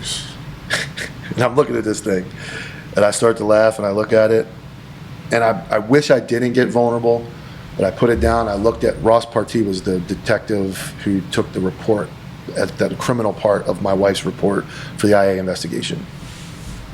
He knows what happened. I looked him dead in the face and I said, you fucking know what happened to me and my wife. Like, you know. And you allow this shit to go on, and they're pussyfoot bullshit. All three of them. I guess they put three of them because they thought I was going to like go off the rails, roid rage, and kill everybody. I was like, okay. I walked out of there, and I was never going to work in the jail. My goal was December would have been 20 even though I can't collect it. I'm like, I'll just get to 20, I'll go to December, and I'll leave. So I walk out of there, and I get told to go see the deputy chief of the jail. I go to the jail, and I'm like, the first words out of his mouth were, I told you shouldn't have went to those debates, and you should have kept your mouth shut. So this is now a political transfer. This is targeting. I call my buddy Christian. He gives me that, when your buddy call it, damn dog, that's crazy, man, I can't believe it. He calls me back 30 minutes later. He's like, I just got transferred from watch commander on patrol to lieutenant in the courthouse. Oh my God. The best cop I've ever worked with. Yeah. The best watch commander in history of mankind. Gone. Street crime sergeant, former street crime sergeant, SWAT member, me, detective, gone. It was a dick measuring move. Not well received in the agency by any means, but I went, well, I'm not going to the jail. They started giving me schedule. I'm laughing. I'm like, yeah, okay. I'm on light duty, so I'm like, you know what? I'm going to take my light duty and just go home, because I can either stay at work on light duty or I can burn my own sick time and go home. So I'm like, adios. I go home. I go on FMLA September 3rd of last year. My wife has hip replacement surgery. I go on FMLA, very protected class, Right. FMLA. When I get transferred, I write a massive, I covered this in my episodes, I write a massive memo indicating the fear, and this is God's honest truth, the fear of working in the jail. After 20 some years of putting guys in jail, having my life threatened, I am terrified. And I'll tell you this day, I've never been down the pods. I've never been to where the inmates are. I'm terrified. Yeah. I'm not scared of many things. I don't like being confined. You put a lot of people in there. So I author a memo, and I'm going to submit it to the agency in rebuttal to my transfer. The same deputy chief that told me that I shouldn't have gone to the debates and all that, calls me Monday morning and says, the sheriff got wind you're writing a memo to bash the agency. So somebody in my circle is obviously a snake. I don't know who, because I told very few people. And I said, no, it's not bashing the agency. It's to indicate my fear and my mental health and PTSD that's going to cause me great pain to go into the jail. He says, I'll call you right back. Phone rings back. He says, I just talked to the sheriff. It's in your best interest not to write this memo and submit it. I'm like 98% done at that point. I'm still like, my God, it's so hard bucking the system. You know how it is, man. Oh, yeah. I'm like, fuck, what do I do? So I just like, whatever. So I don't submit it. Now I'll go to September 12th. Phone rings. I'm on FMLA, and it's the same deputy chief. He says, hey, I need you to come in. And I'm like, I need you to come in. I'm like, fuck could that be? So whatever. I don't have the wherewithal that I'm off FMLA. I'm still buck the system. So I drive in, and they're like, hey, you got a random drug test. And I tried calling my union rep. I should have never taken it. I was on FMLA. I didn't have to take it. This is where Mike Dilks transparency comes in, because I don't have a problem talking about anything I ever did. I've taken steroids, and I had not taken steroids in quite a while, but there's some steroids that last in your system quite longer than others. So aside from the prescription, Yes, you were I have taken some anabolic steroids. extracurriculars? Yeah, I did. Okay. I have no problem talking about it. I had, and it had been a while. Yeah. I'm injured. I got my knee banged up. I can't even work out. But some of those carry like an 8-10 month life. What I didn't know was one of my good friends who has also done steroids got in domestic, and his wife said, he's got weed, and so does he. And she had made a complaint that we were on steroids. I'm told, though, it's a random drug test. So I come and they hand me this paper that's been like doctored. I know what a random drug test paper looks like. It's not. Mm-hmm. And it's got like steroids like typed in on a typewriter. I'm like, what the fuck? So I keep looking at them and going, this is random. And our procedure is you get a random drug test, you just go to the clinic, piss in the cup, and you leave. I'm like, okay. I'm like, all right, I'll go. Oh, we're taking you. And I'm like, you're taking me? Yeah, get in the car. You're going with us. So they armed cops, and I'm unarmed. They make me get in a car. They drive me to the clinic. I know I'm gonna fail. I know I'm like, yeah, I'm like Googling how long is Equipose in your system. Like I'm 7 to 9. I'm like, it's close. So I'm like, okay. I should have never taken the test. I go down, I go back, I pee. I know I'm not gonna fail a regular drug test because I've taken them before. And then black lady in the back was like, hey dog, they called ahead, this is expensive as shit. You're taking a steroid test too. I'm like, piss in it, hand it to her. I'm like, I'm probably gonna. So they called ahead. They had it all planned out. It wasn't random. Of course, no, but I was told it was random. Yeah. And that's where I'm on FMLA. Yeah. I cannot be called into work and forced to do anything. And a drug test is like a medical procedure. Right. Also protected by HIPAA. I go home, I'm like, I'm not gonna let them win. I'm not gonna get put in IA for failing a drug. They're gonna fire me. They're gonna go. So I'm like, September 12th, 2024. It's been real, folks. Today's the day. So I type my resignation letter and send it in. I send it at like 5:30, 6 o'clock. That same deputy chief calls me about 8 o'clock at night. He's like, what are you doing? What are you doing? He's like, you resigning? He's going to fail the drug test? And I said, I don't know. I said, I don't care. I'm done. I'm done with you fucking people. I'm done being targeted. I'm done being treated differently. I'm done. Some people are going to watch this and go, poor steroid freaks playing a victim. You can call me whatever you want. The totality of everything that had happened, Yeah. I was done. I don't want you to throw anybody under the bus. A lot. Was Was that kind of normalized where you were A at? lot of people, it's normalized in law enforcement. I know. A lot of, here's what I feared, half of me feared was, tell us we're going to fire you, or unless you tell us X, Y, Z. Yeah. And I wasn't going to tell X, Y, Z. Never. So, yes, there's, just like sports, a lot of guys, mostly TRT, a lot of guys are on TRT legally. There are people who do it, but I'm not a snitch either.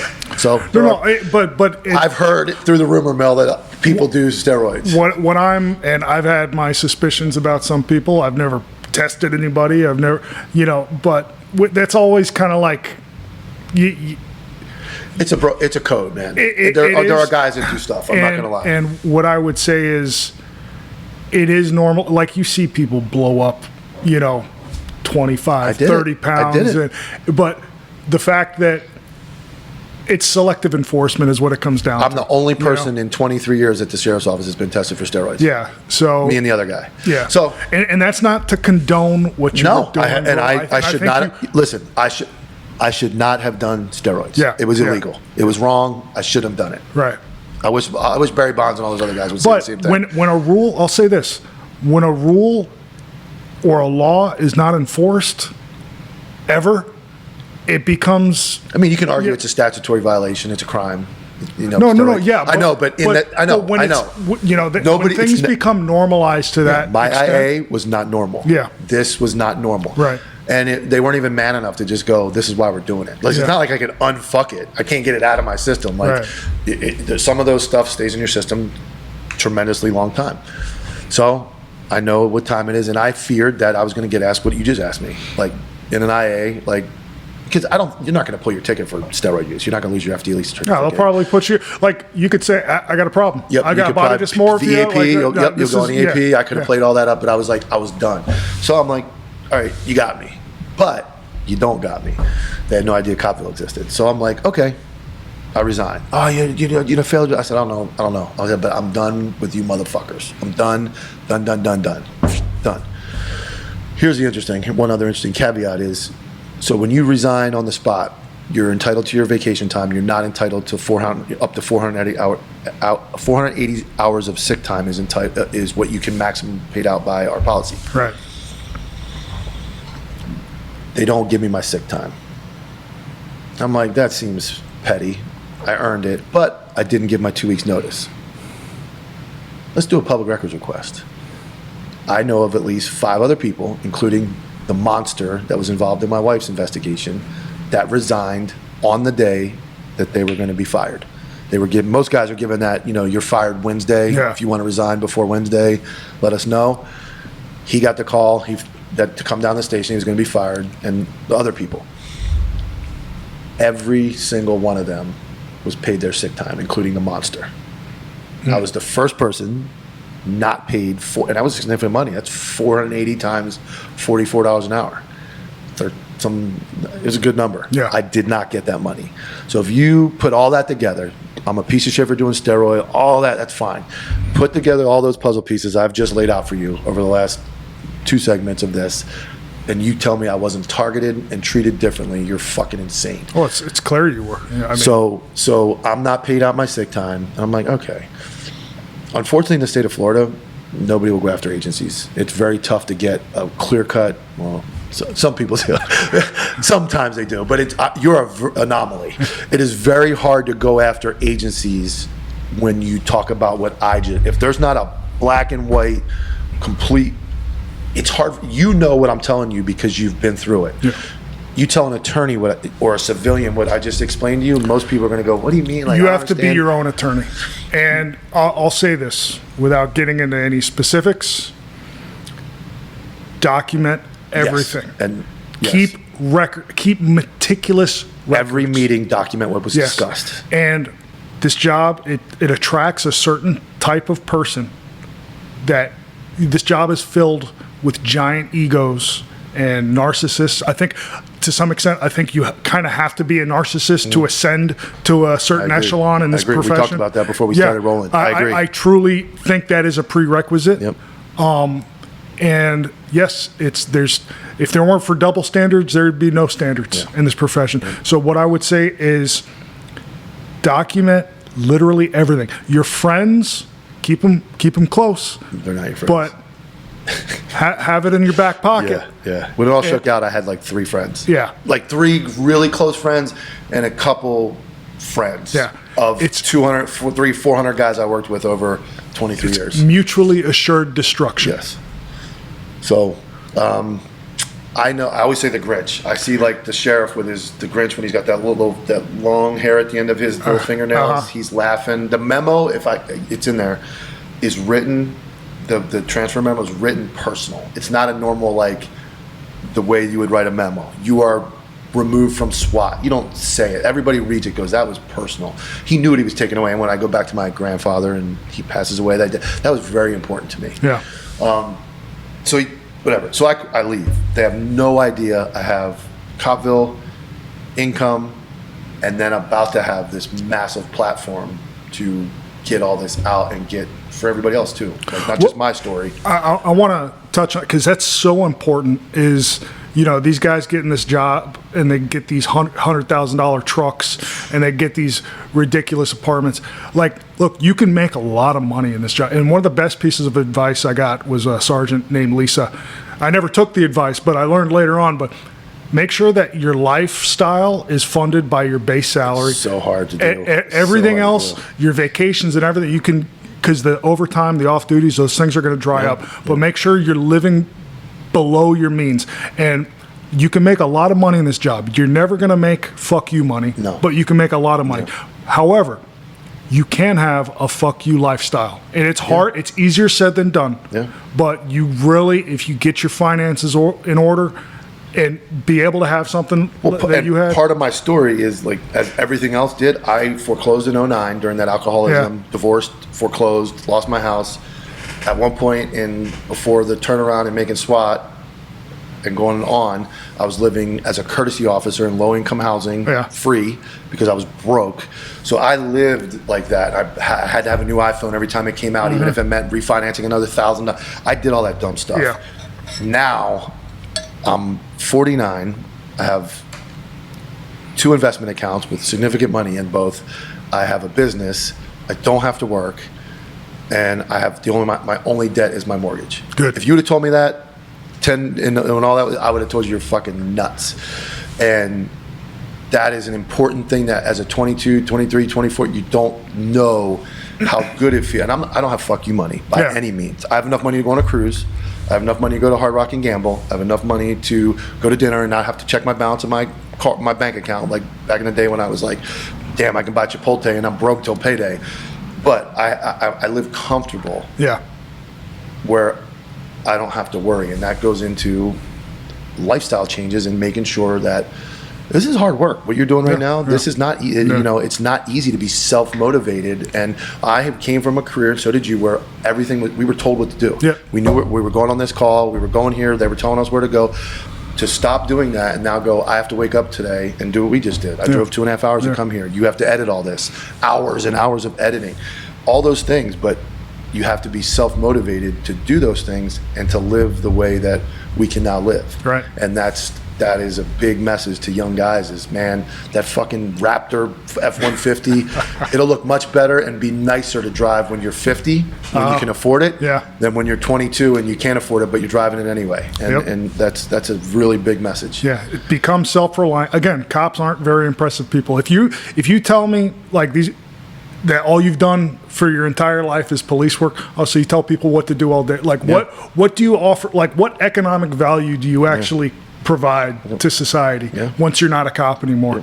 And become something, learn things, be good at stuff, and get your finances in order in this job early so you can be in a position to tell people, go fuck yourself. And that's where I got.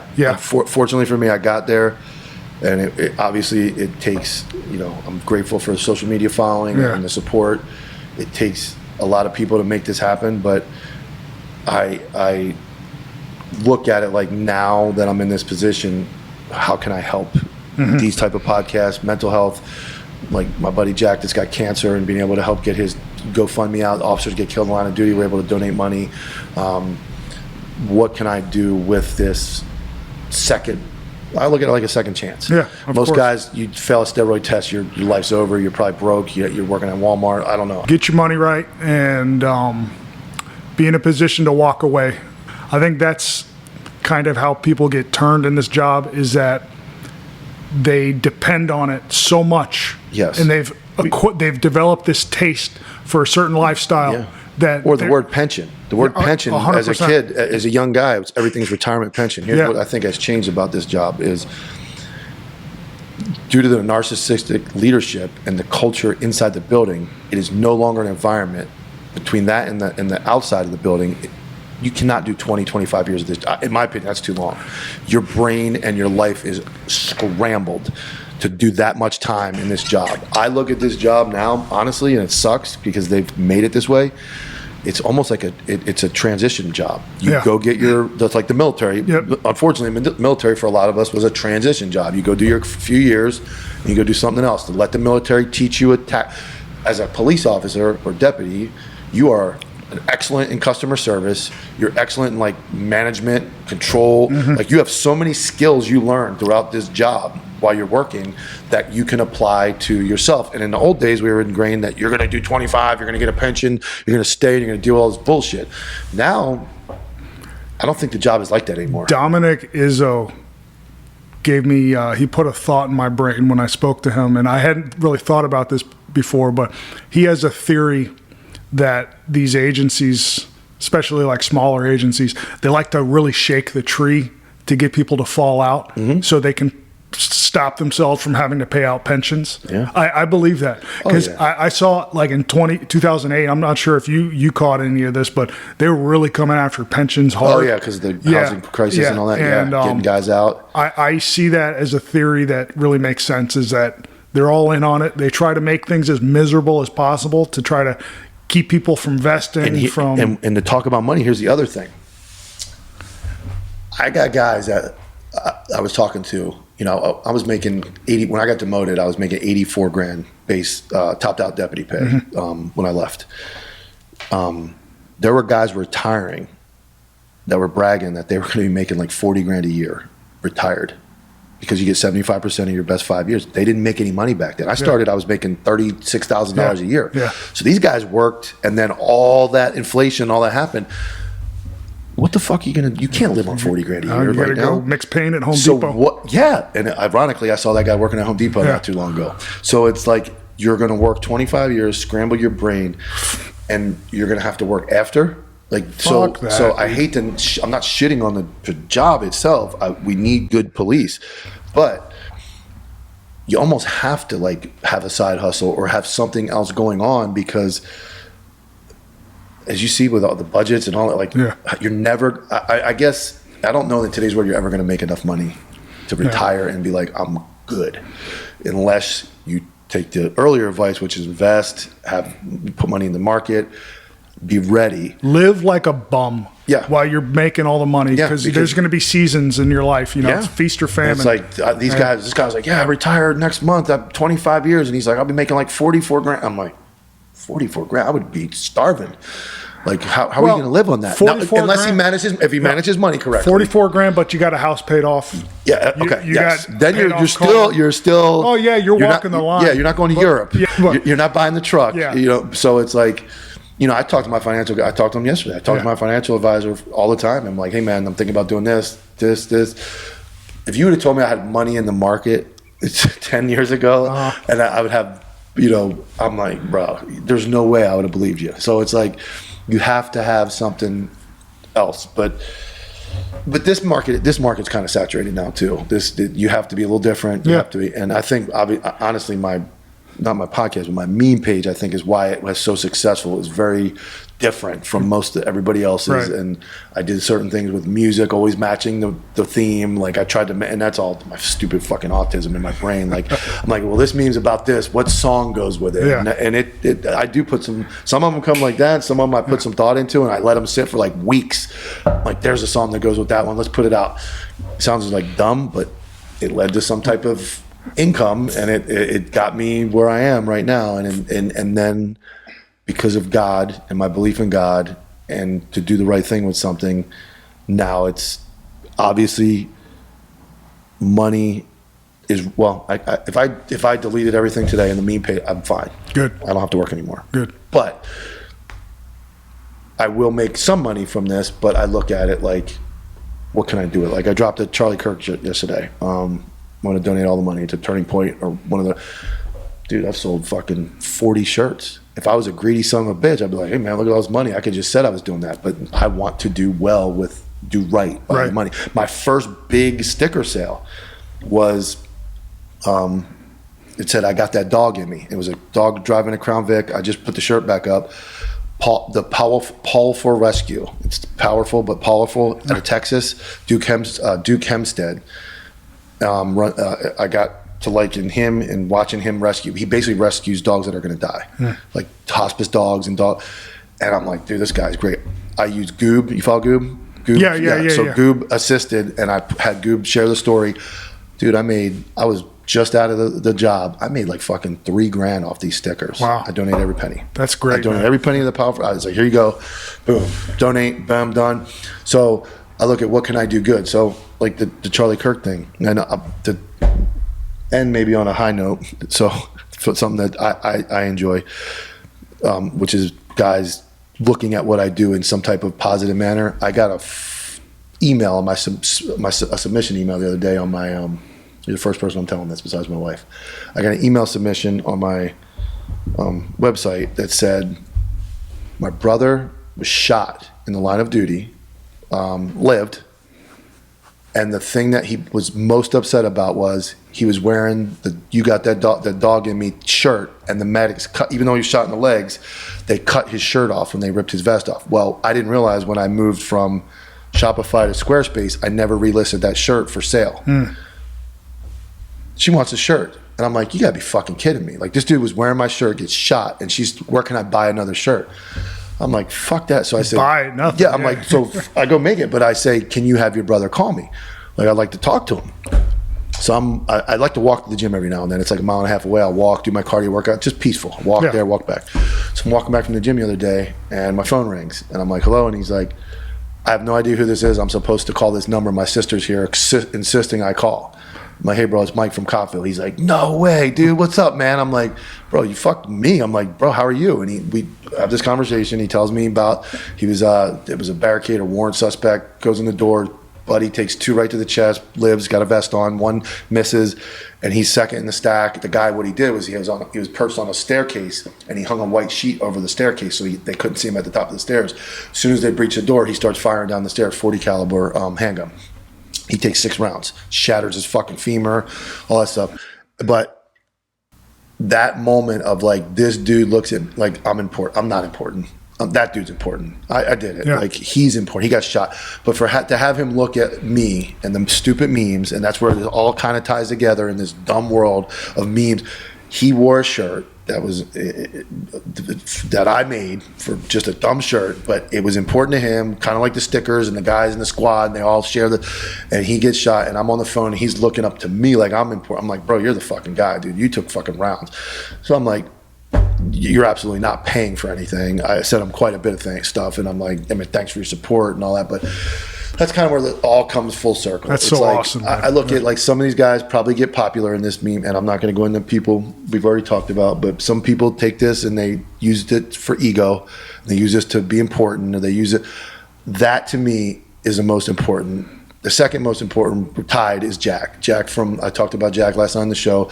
Jack gets cancer. He's a young kid, leukemia, finds out he's got this, and his hero is Jerry Worms. I'm able to organize where Jack flies down and meets Jerry Worms, gets his shirt, and now Jack is like our spirit animal, and we're pulling for him, and he's such a good kid. His family's amazing, but this stupid meme page is now bringing Jerry Worms from the dead. Gone, just disappears to Tennessee. Nobody hears from him again. Remember that crazy dude on the cops that was young? He's back. He's getting the due he deserves that just didn't happen. Not a TikTok cop, but the guy that was work in Broward County, making drug arrests, kicking ass. The guy that was inspiring guys like you and me to get into this job. He just would have died. Yeah. Nobody would have remembered what happened to Jerry. And you resurrected him. I resurrected Jerry, brought him back. Yeah. And he's now connected to a 22, 23-year-old kid who even then looked up to a guy when cops was even old to him. Yeah. And like, this is the guy I want to be like in this stupid world of memes and podcasting and all that stuff. I call it stupid. I know it's not, but that's kind of my way of being like, no, I think of it the same way. It's so frivolous. It is. It's so, but it has brought all this together. And now I look at how to organize it. Counterculture now has multiple podcasts under its umbrella. How do we take this and continue to spread this and bring people out and get people connected with people? Sal Aldradi. Yeah. Sal Aldradi's indicted up in New Jersey for killing a guy, justified shooting, 100% justified, goes 20 months and then gets indicted for murder by a piece of shit DA. I'm able to get Sal Aldradi in touch with Eddie Gallagher and the Pipe Hitter Foundation, and now Sal's getting some money from Pipe Hitter to help with his kid while he's going through these legal battles. Incredible. So these little things that came from meme pages has now connected people to do good things with it. Everything in your life, every hardship, every struggle, the PTSD, the sleepless nights, everything kind of converged into this area where you're now able to pay it forward. Yes. You're able to, you found your purpose. Yep. You found your calling. This is why I did all that. It's, honestly, I could care less. And it took a year to the day. The first 3 months was very rough when I left. I was depressed. I gained weight. didn't know what I was going to do. Now I say I would go through all that pain again if Jack met Jerry Worms, if Sal gets in touch with Pipe Hitter.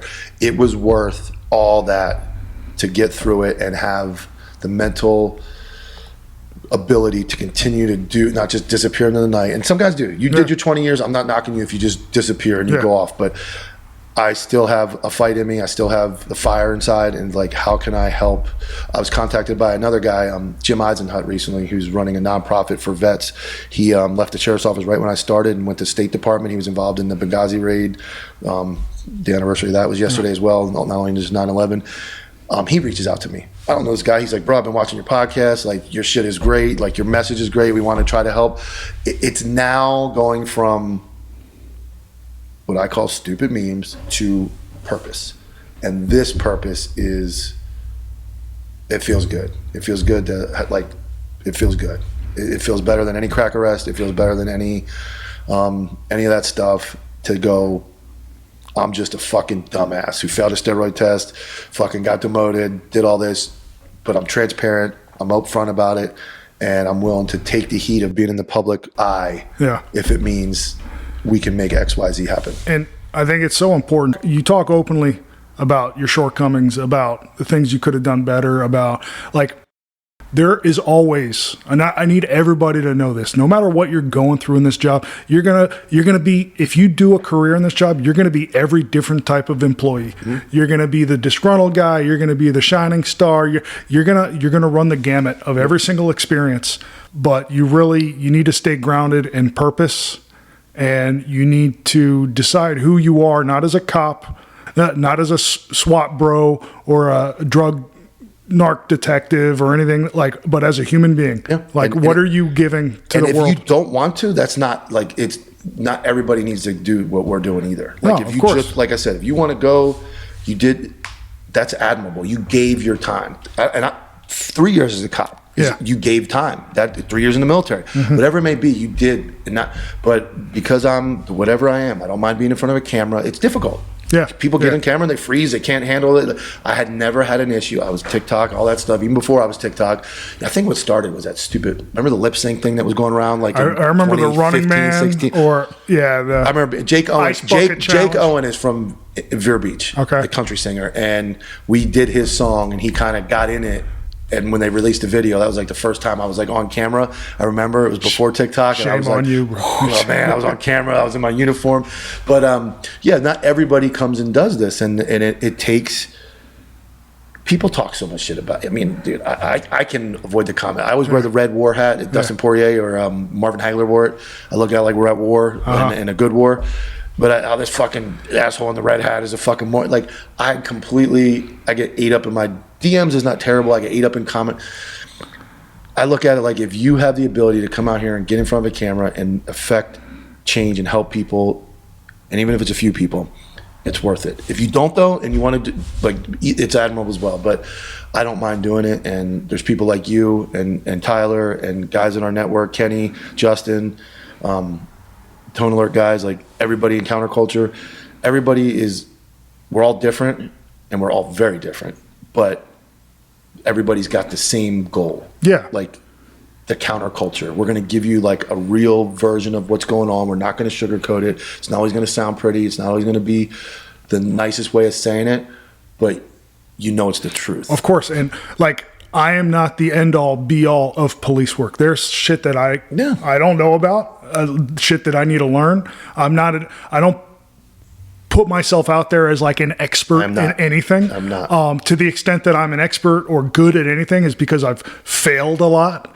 and I'm sure you're the same way. Yep. So yeah, people can come, they can watch this, and they can take a little bit from you, Yep. a little bit from Tyler, a little bit from Dominic, Yep. and just that's what I want. I want forgot Dominic, dude. Yeah, The biggest mouth of all. I caught him for you. The biggest one of all. So I got a lot of flack for being like it was. I got a lot of flack for being friends with. Like he's doing the Lord's work, bro. He is the most loyal human, and he is so used to being dogged and taken advantage. I think that's why he is the way he is. He's been dogged throughout his career and unfairly targeted. And he's loud and all that, but at the core, he's obviously even above me. He's not going to sugarcoat anything, and he's going to say, I mean, very transparent as well.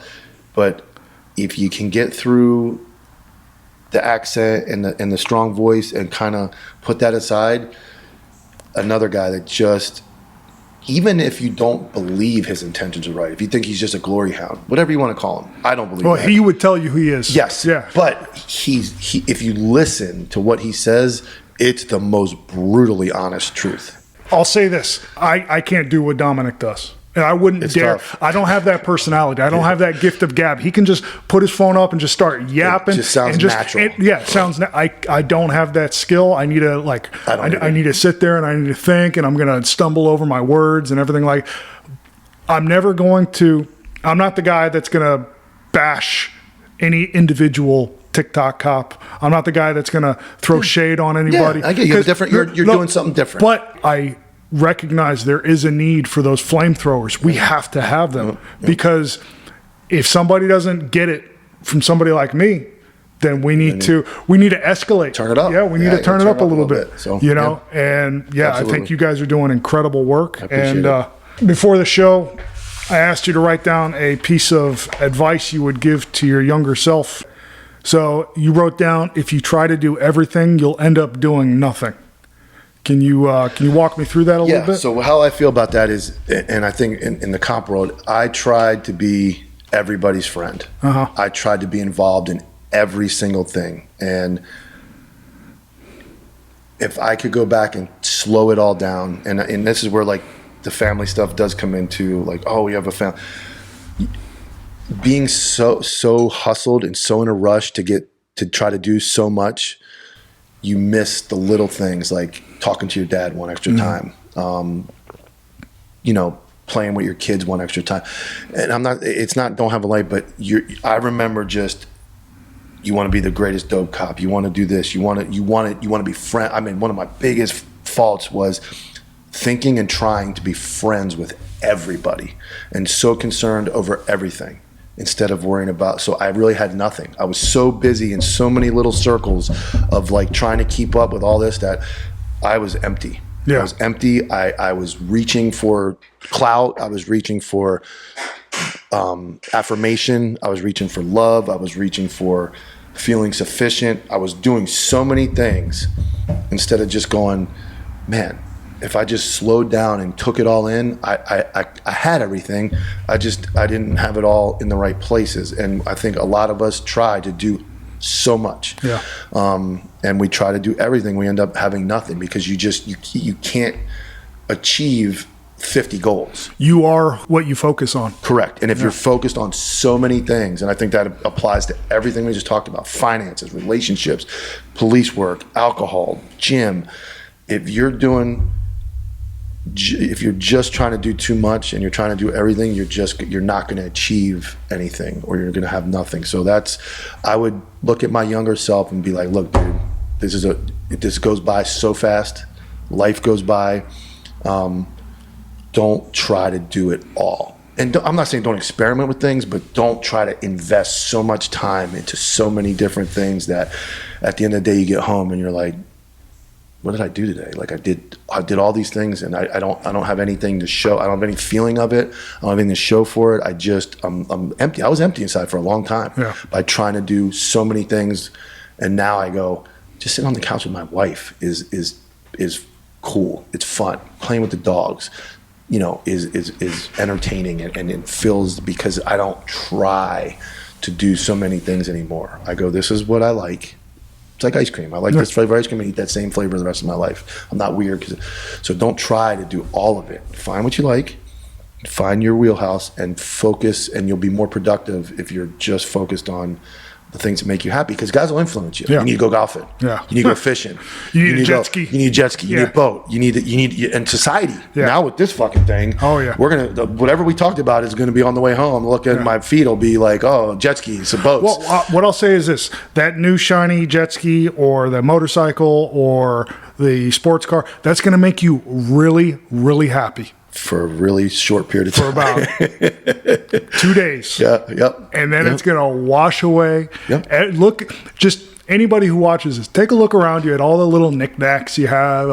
At one point, that brought you a whole lot of joy. That's so funny. And you've just put... Do you know where my head goes? What's that? Storage units.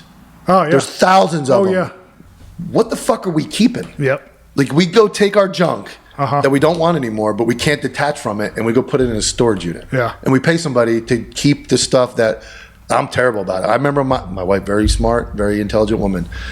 I wanted to get a storage unit, but we were moving, and she's like, what the fuck do you need a storage unit for? She's like, what do you want to keep that? She's like, throw it away. So that kind of goes with everything. And I guess you could kind of lean on in what I say is like the grass isn't always greener kind of fits in there as well. Like, look at what you have. Don't try to go crazy everywhere else, but count your blessings.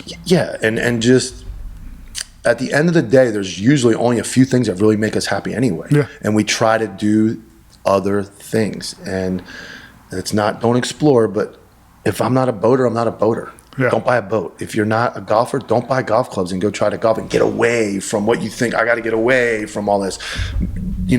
Stick to what the core of your world is, and that's what that message would be to me. And enjoy, like I said, just dude. Can you imagine if I could just sit down and talk to my dad and tell him like I remember when what was it, The Rock and Hulk Hogan were in the ring, or like Sting came to the WWE, like dumb stuff. We watch a lot of wrestling, and I remember, man, I would love to call my dad and go, dude, fucking Sting just joined like WWE had like those little things where you're like, don't seem important because you're doing so many other things. Now would be like, that's what I would love to be able to do. The little things in hindsight, you realize were the big things. And my wife has a very big impact on that, how I feel about that, because I used to be the guy that had to go drinking, had to go out and party. I remember going to the bar. My ex-wife would go one way, I'd go the other. We wouldn't see each other the rest of the night, both get drunk and then go home. Now I can go just sit on the, like, peaceful, go in the pool, sit here, sit there. And I still have the same amount of energy, and I still like to party, and I still like to drink, and I still like to gamble, but I don't need to do all those things as well. I can just chill out, enjoy the dogs, enjoy my wife, enjoy the little things, and not try to do everything. And that's why I say that. It's incredible advice, Mike. Thank you so much for coming, brother. It, man. Meeting you has been a blessing, man. It really has. You're a very very intelligent person. We're very different, but I love your perspective and I love your angle, and I like being around smart people. You always say, I'm not. Look, you are. No, I'm not that smart. What I tell people is this: I'm very I'm not smart at all. But I have an insatiable curiosity to figure things out. Yeah, and I look at, like, if you don't want to sit down with somebody that you consider like they're narcissistic, you don't want to sit. I like being around people that are smarter than me. I will concede that whatever you want to call it, I call it smarter. You got the big words. Yeah. You are very intelligent, very smart. You have a very good perspective, and we're very different people. Yeah, but we have a very good connection as well. So I always enjoy. I'm glad we met, and I mean, honestly, we met because of both of us getting hosed in some type of law enforcement. But I do appreciate your friendship and that we become good friends. Excellent. Same here, brother. Yes, sir.